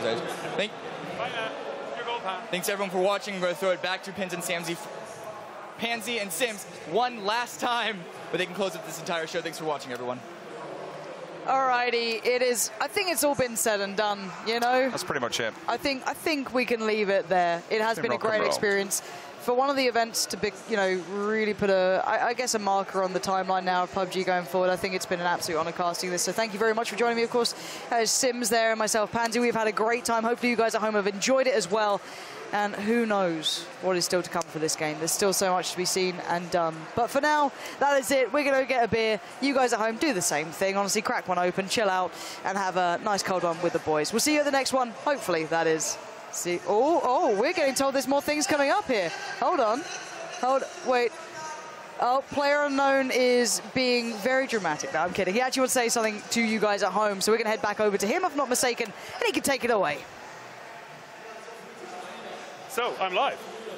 You're live? No, I'm up. Good. So, hi, everyone. So, listen, I want to thank, first of all, Poopy Queen and her team, all the guys at ESL, PUBG, the players, and everyone that tuned in over the last 4 days.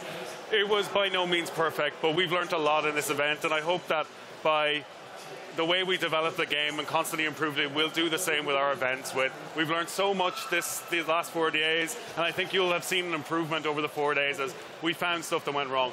I really want to thank the players and the team for working so professionally when we did have issues. They really, they got their heads down and got them sorted. No one complaining, no one whining. It was just, we were here for the good of a Battle Royale game. So, again, thank you all so much for tuning in and being here and helping us run the first Battle Royale LAN so well. So thank you all again, and goodbye. There you have it then, guys. PlayerUnknown said it himself, and Lauren said it earlier. It's been an absolute pleasure.